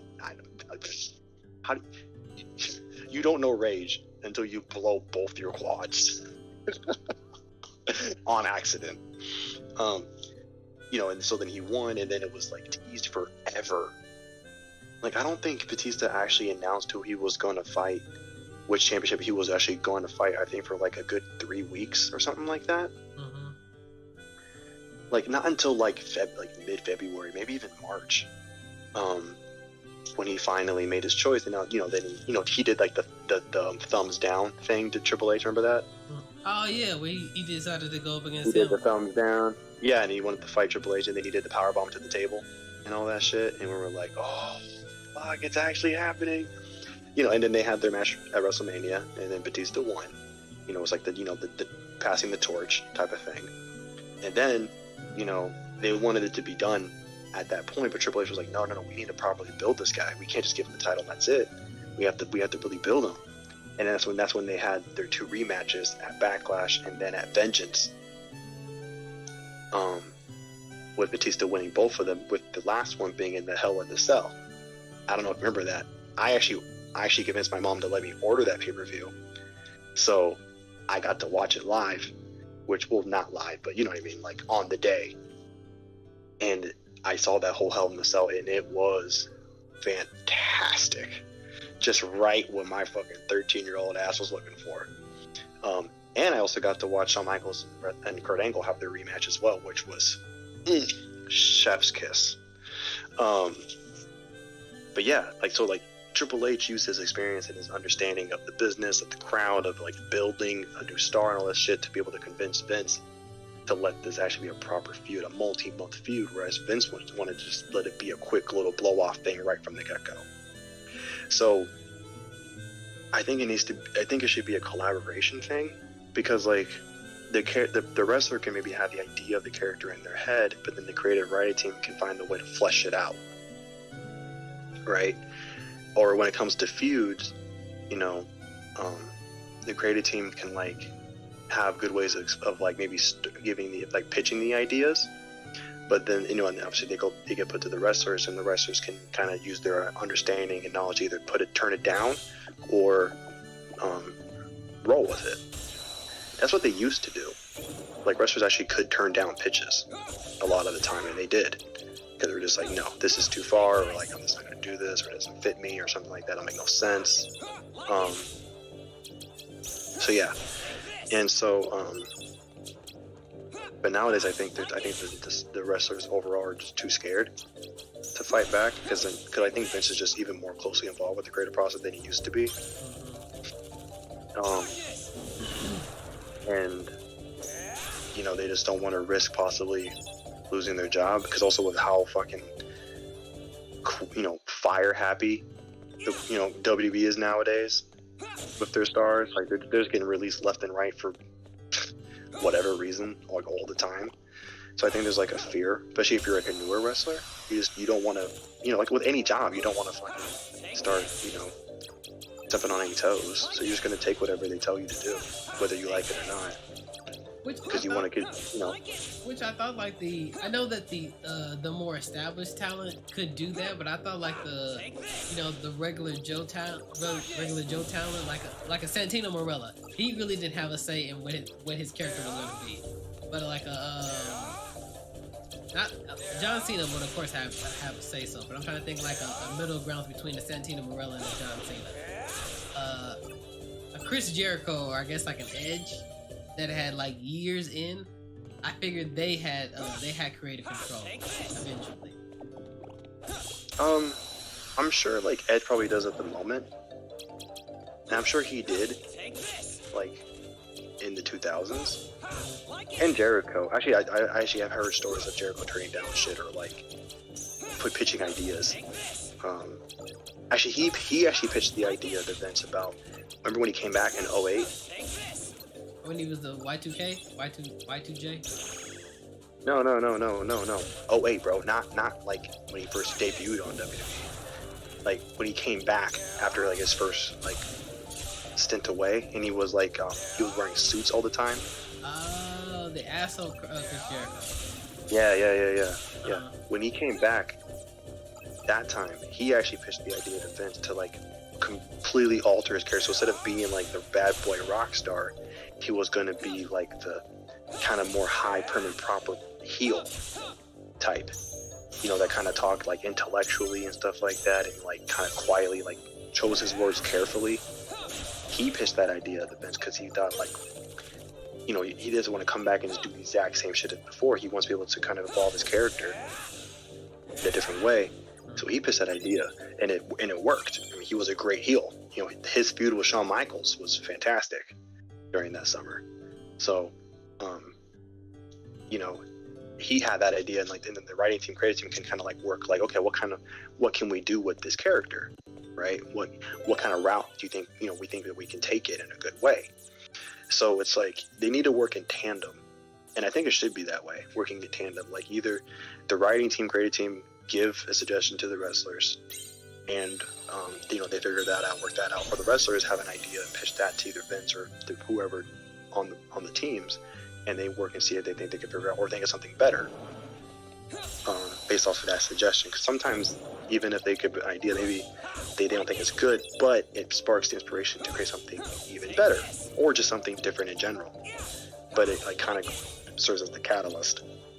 But they should be working in tandem. They should be working together. It shouldn't just be like the writing team or the higher ups or whatever tell the wrestlers to do this and just say yes, okay, and move on.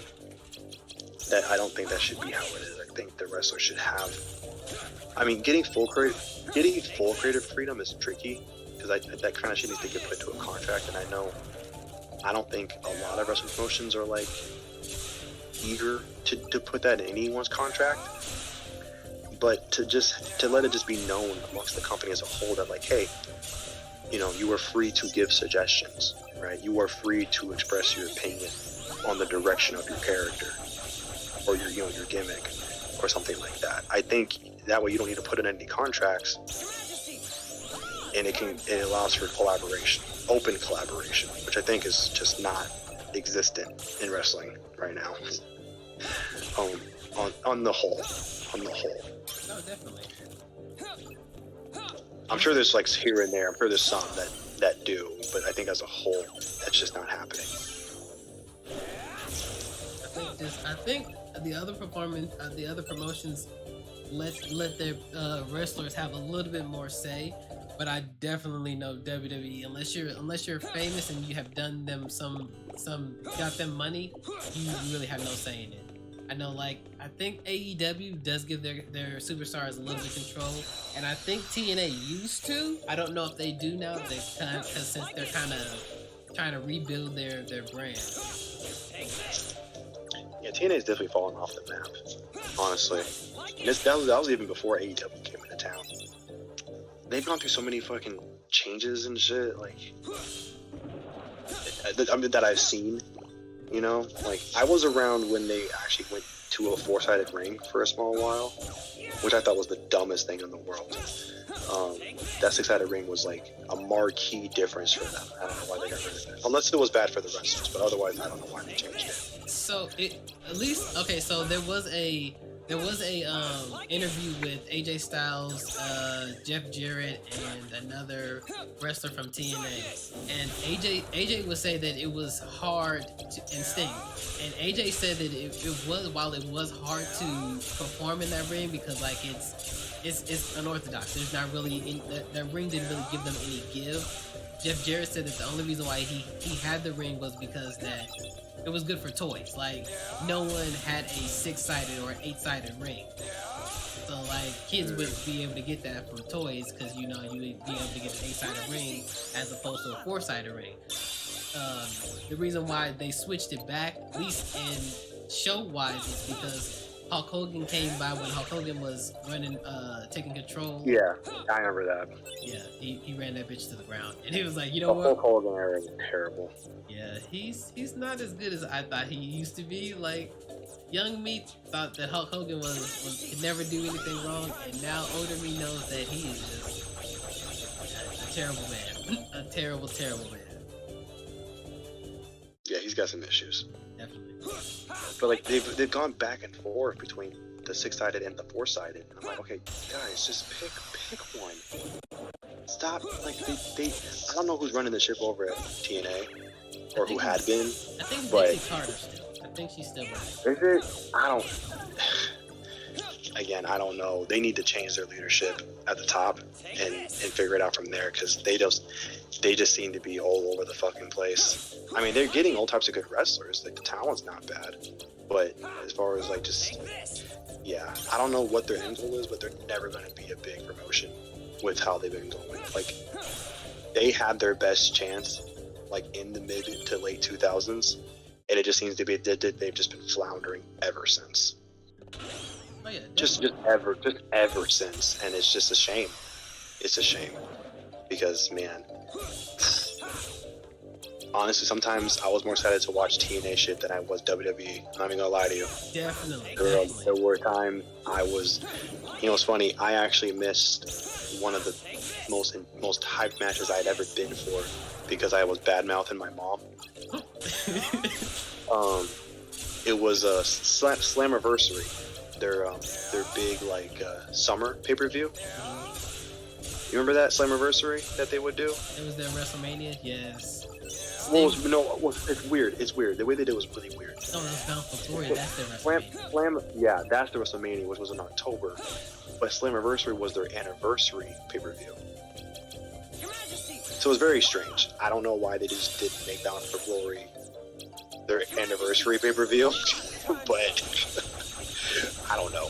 But it was like they're one of their big like 2 pay-per-views, right? Is that their like their SummerSlam then, or it's not their Wrestle? There's not their. Yeah, it was like the SummerSlam because it was in August most of the time. But anyways, this particular one, the big match, besides the King of the Mountain match that they always did, but the big match was Samoa Joe versus Scott Steiner. I don't remember that feud that they had.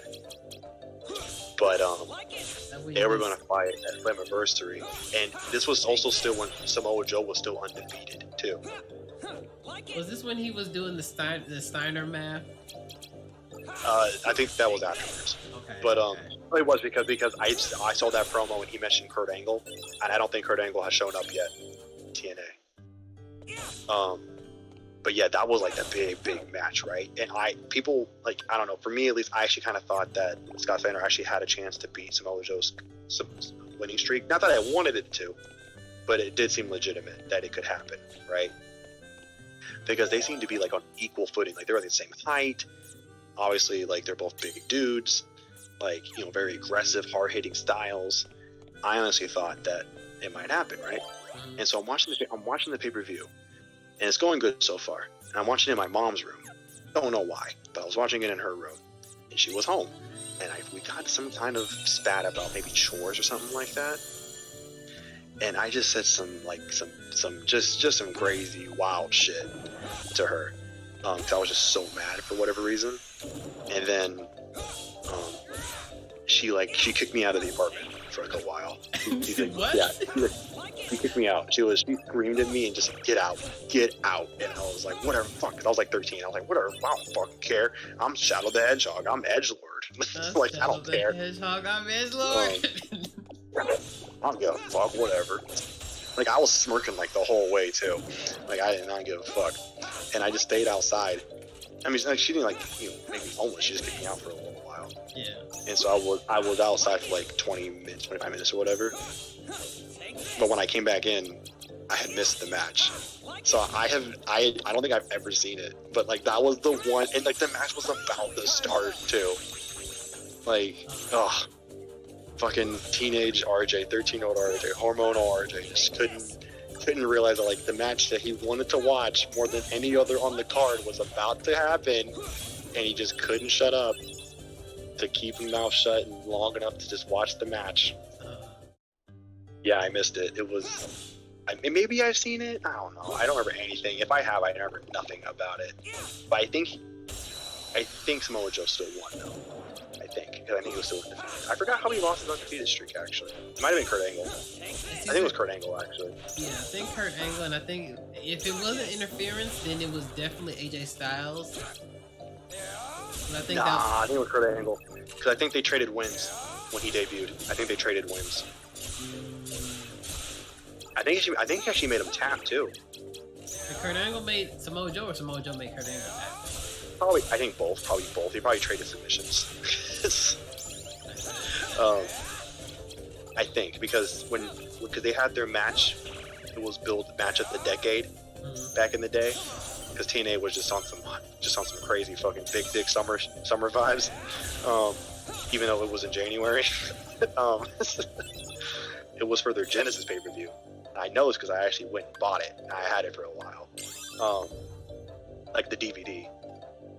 And I think Samoa Joe won that first match, but they had a feud for a while, and I think they traded wins and then had a rubber match.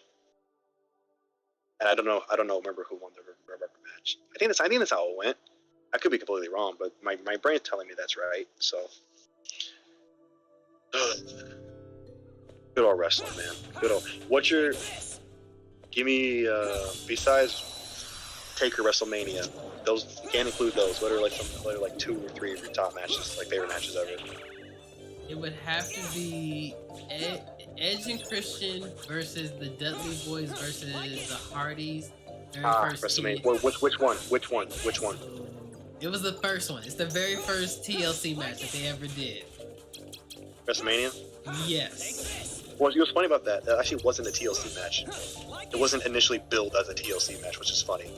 Wasn't it just like a ladder match, but they brought in tables, ladders, and chairs? It was a triangle ladder match, technically. Yeah. That's really funny. I think their actual TLC match that they had together was actually at that SummerSlam. At that year's SummerSlam. And then the following WrestleMania they had, like if you actually look it up, that next year's WrestleMania that they had, it was actually called TLC 2. Funny little trivia there. But anyways, go ahead. But so that triangle ladder match, all right. Yeah, I would say that one. And it's mainly because just the amount of carnage. Like they had like Spike Dudley, Lita, and Rhino. Oh, that's the second one then. That's the second one. That's the second one? Okay, so that one. Because everyone was getting laid out. Like the amount of carnage. Yes. I actually don't like that one as much because of all those people showing up. Really? Yeah, I think it actually took away from the match a bit. Okay. I mean, I could like definitely see that. Like, I just didn't think it was needed. I get it because like it differentiated itself from the first one. I get it. And Spike Dudley took a nasty chair shot from Lita. Yes. But nasty shit. But I just felt the first one was just better. It was just more like, because I mean, no one likes interferences generally, and I mean. And just the fact that there was no interference, they were just just here's 20 minutes, do your thing, boys, and they did their thing. But anyways, okay, so TLC 2. Yeah, and it's because of that and the fact that like everyone that got in that interfered got worse than what they bargained for. Oh, they did. They all got fucked. Yes. Rhino got swantoned on. Dudley got the chair shot. I don't remember what happened to Lita though, but I know she got fucked up. Maybe she got speared. I don't remember. I think she got gored. I don't think she gored. Yeah. Maybe through a table too. I don't know. But that one's my favorite one from old school WWE. Okay, so we'll switch over to TNA. I would say. Oh, TNA. Okay, we're going to TNA. All right. That was gonna be a little harder. So let me hold on. Let me think. I would say. Anyone when Sting was like undefeated at Bound for Glory, I think the one with him and AJ Styles, even though he lost that one, and I was kind of hoping he had his own little streak, I like that match. And I would have to say my final one would have to be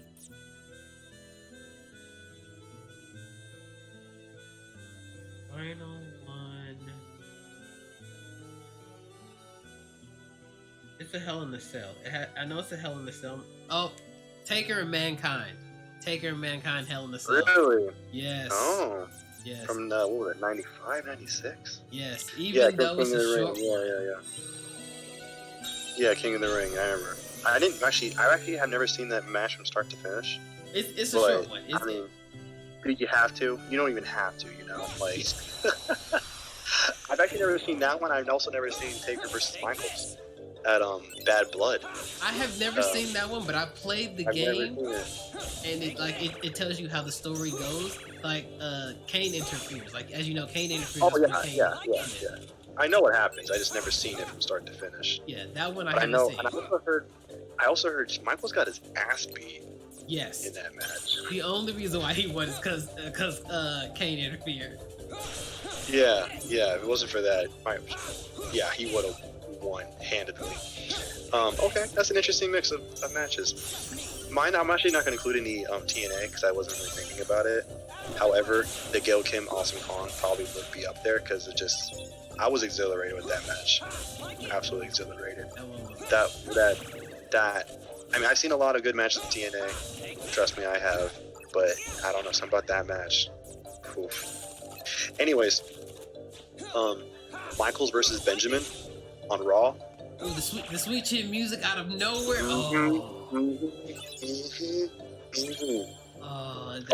That one was a good one. If nothing else, that super kick, that was okay. So we got to do a best super kick afterwards because that one was a Well, really good super I don't have a best super kick, honestly. That probably was his best super kick. He didn't do a lot of those out of the air, honestly. It's not like the RKO, where that has been done everywhere and anywhere. Yeah. He didn't really do it that many times out of the blue, but that one, man. And honestly, like I was so excited for that match because like not often did matches go past the, go in between like commercial breaks, and to be as competitive as it was, and to go back and forth as much as it did and everything, like I remember when like Michaels did his little forearm thing to the kip up, but then Benjamin did a kip up too, and I was like, oh. These people did the kip up! Oh, fuck, Michaels! Like, again, this is also like, these are coming at like the best times for me. At like 13, 14, 12 or whatever, when I was watching this. Like, and I didn't have internet to like, keep up with the dirt sheet and see behind, all the insider shit. I didn't know any of that. I knew none of that. So to like see all that, and then I would believe anything I was shown, and I was like thinking like, is Benjamin actually gonna fucking win this? Like is this really gonna happen? Like holy shit. And then he did the fucking springboard, and then oh my gosh, that goddamn sweet chin music. I actually go and rewatch that on YouTube all the time. And I just like listen. I like read the comments and everything, and just treat everyone just losing their shit. Like holy fuck, that is such a fucking. But just even before that, the match though itself was just so good. It was like 15 minutes, and it was so good. And I don't know. I know a lot of stuff was playing beforehand, but I know for a fact Michaels came out of that match with a new life for Benjamin, like for sure. Oh, definitely. You had to. He earned his flowers. Michaels was spent after that match. Like you would have thought it was WrestleMania after, like when that bell finally rang. He was, he was selling it, of course, but like he was selling it like it was a fucking like pay-per-view or WrestleMania match, bro.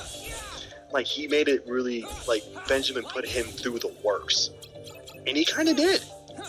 He kind of did. So anyways, there's that. And then Michaels and Angle at WrestleMania 21. Fucking, I don't know if you've seen it. If you haven't seen it, go see it. It is one of the best just pure singles matches you will ever see. And Oh yeah, it's Michaels. It's like, especially if it's Kurt Angle and like it is like his push days, and then Michaels when he's coming back Yeah, it's definitely It was so good. And the build started so brutal too. It started the Royal Rumble, where Kurt Angle came into the match after he had lost the WWE title, or lost like the title match that he was billed in, and then Michaels eliminated him like unexpectedly, because he wasn't in the match very long, and then he just switch and music him out of the match. And Angle, probably because he took too many perks, came back. He ran back into the ring, and then eliminated Michaels, because that's the goal. So that he wasn't done. Oh, then trust me, if he wasn't taking perks now, he wasn't. Trust me, because then he took the steel steps and smashed him in the face, and then put on the ankle lock on him and would not let go. Like a bunch of extra refs had to come out to like stop him, and he just would not break the hold.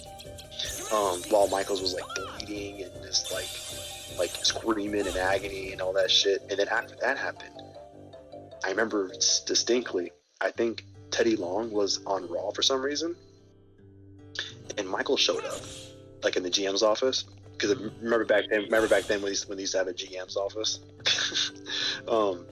Michael showed up and like kind of like politely pointed, kind of tapped on Teddy and was like, "Hey, you need to tell Michaels or tell Angle that I'm looking for a match with him," or some along those lines, right?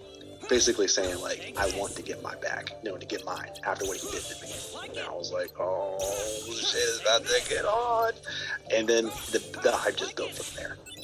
And it was all just about pride and just Angle feeling overshadowed all the time by Michaels and all this shit.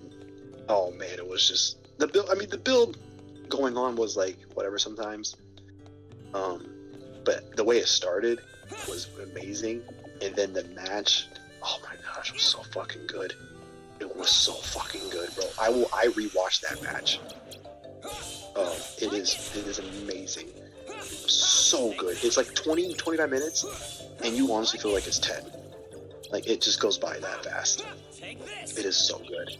It is so good. Again, it's just a pure singles match. There's no special rules. It's just two dudes in their fucking best prime, just killing it. Showing why they are the best. And then there's Angle does his moonsault, of course, and misses. His special moonsault that almost never lands. And then, but what was really dope though was that Angle does a fucking super angle slam off the top rope on Michaels, which he almost, at that point, he had like almost never done before. So when he did that, I was like, that's it, he's dead. Like, Michaels is dead. My God, he is broken. He is broken in half. Like, it's not as my witness, he is broken in half.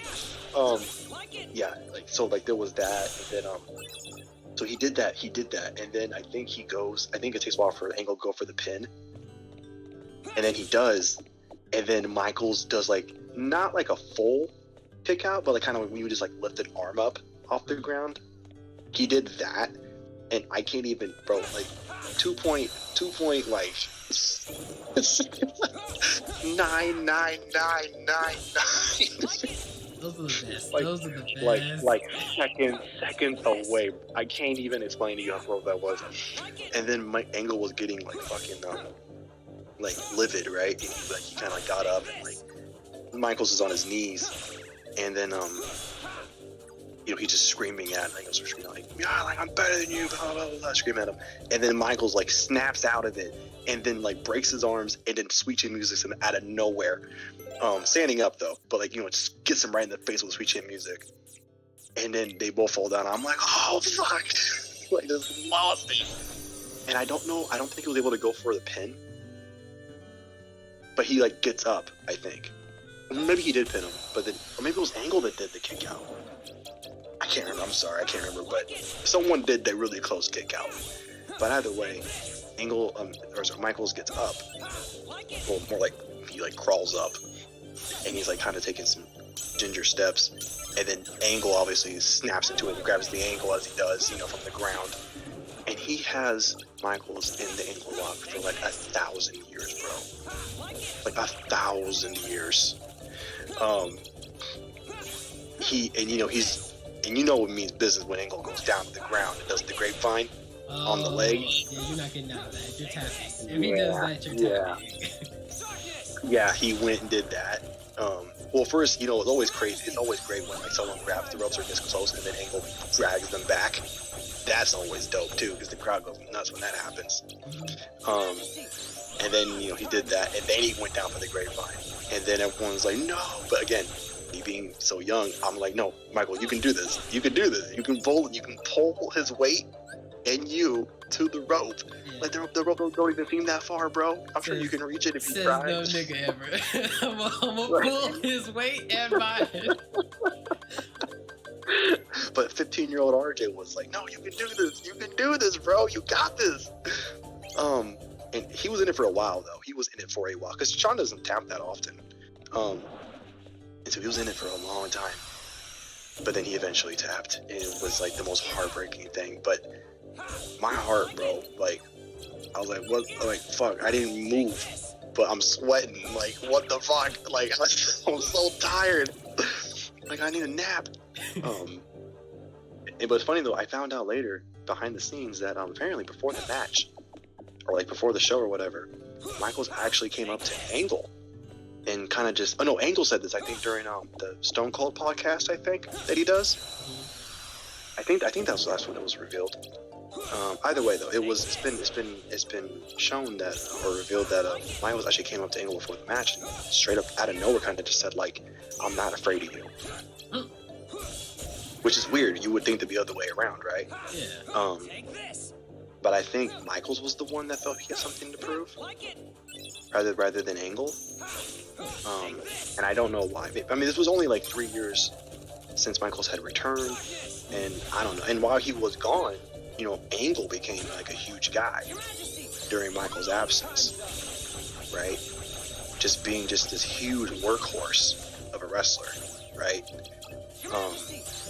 And then also, being a gold medalist and all that shit and everything.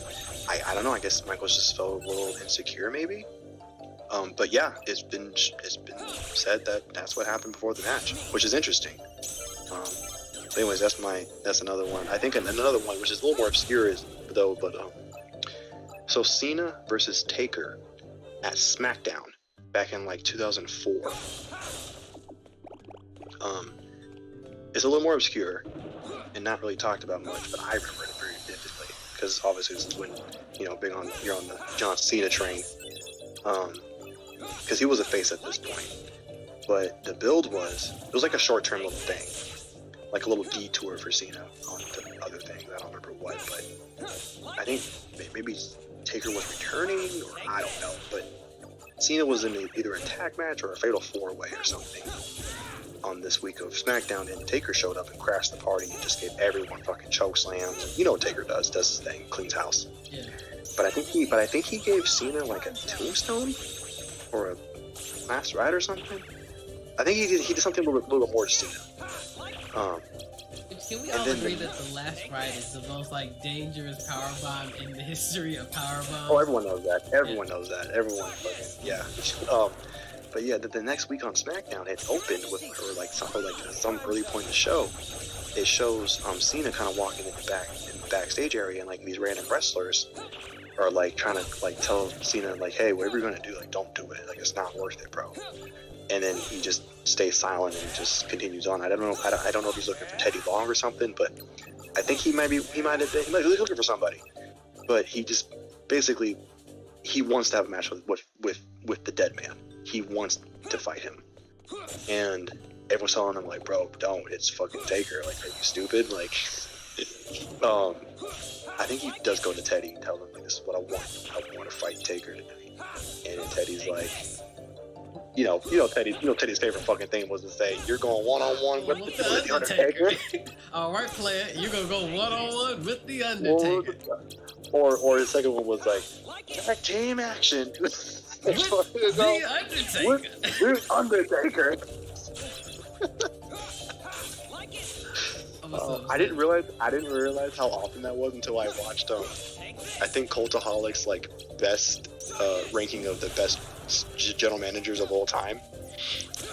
Because I think they put Teddy Long at #1 or top 3 for sure, top 3.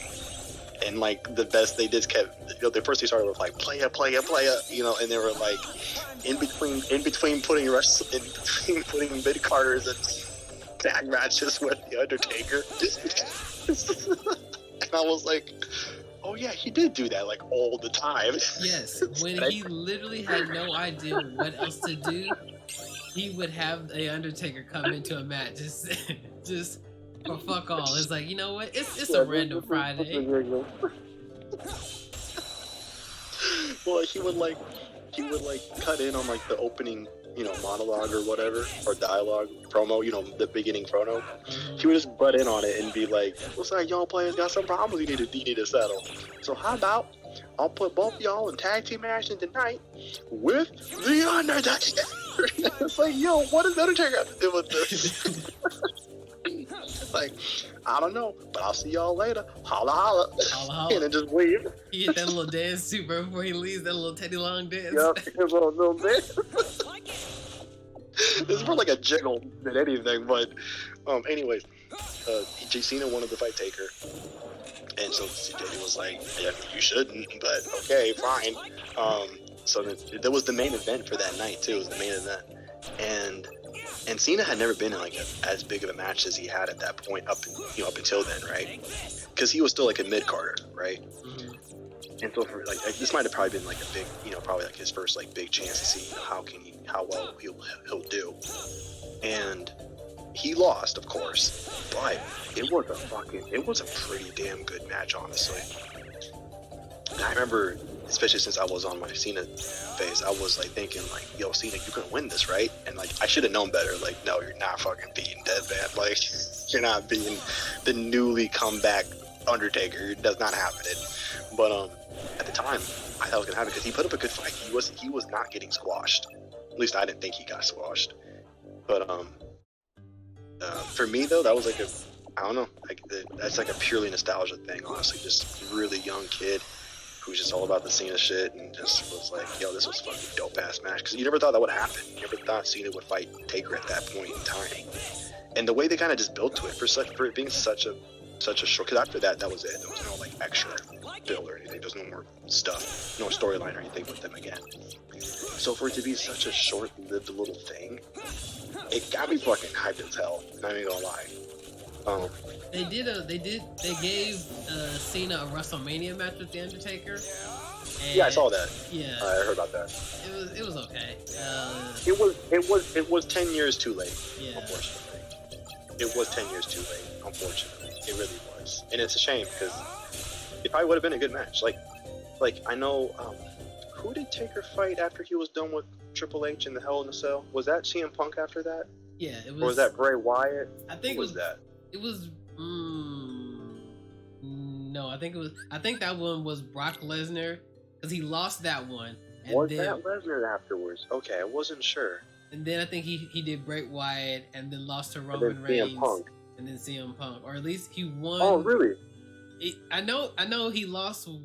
I think he lost back to back one with Brock Lesnar and then Roman Reigns, but I could be wrong. Interesting. But, Well, I feel like Cena would have been great after he was done with Triple H. definitely.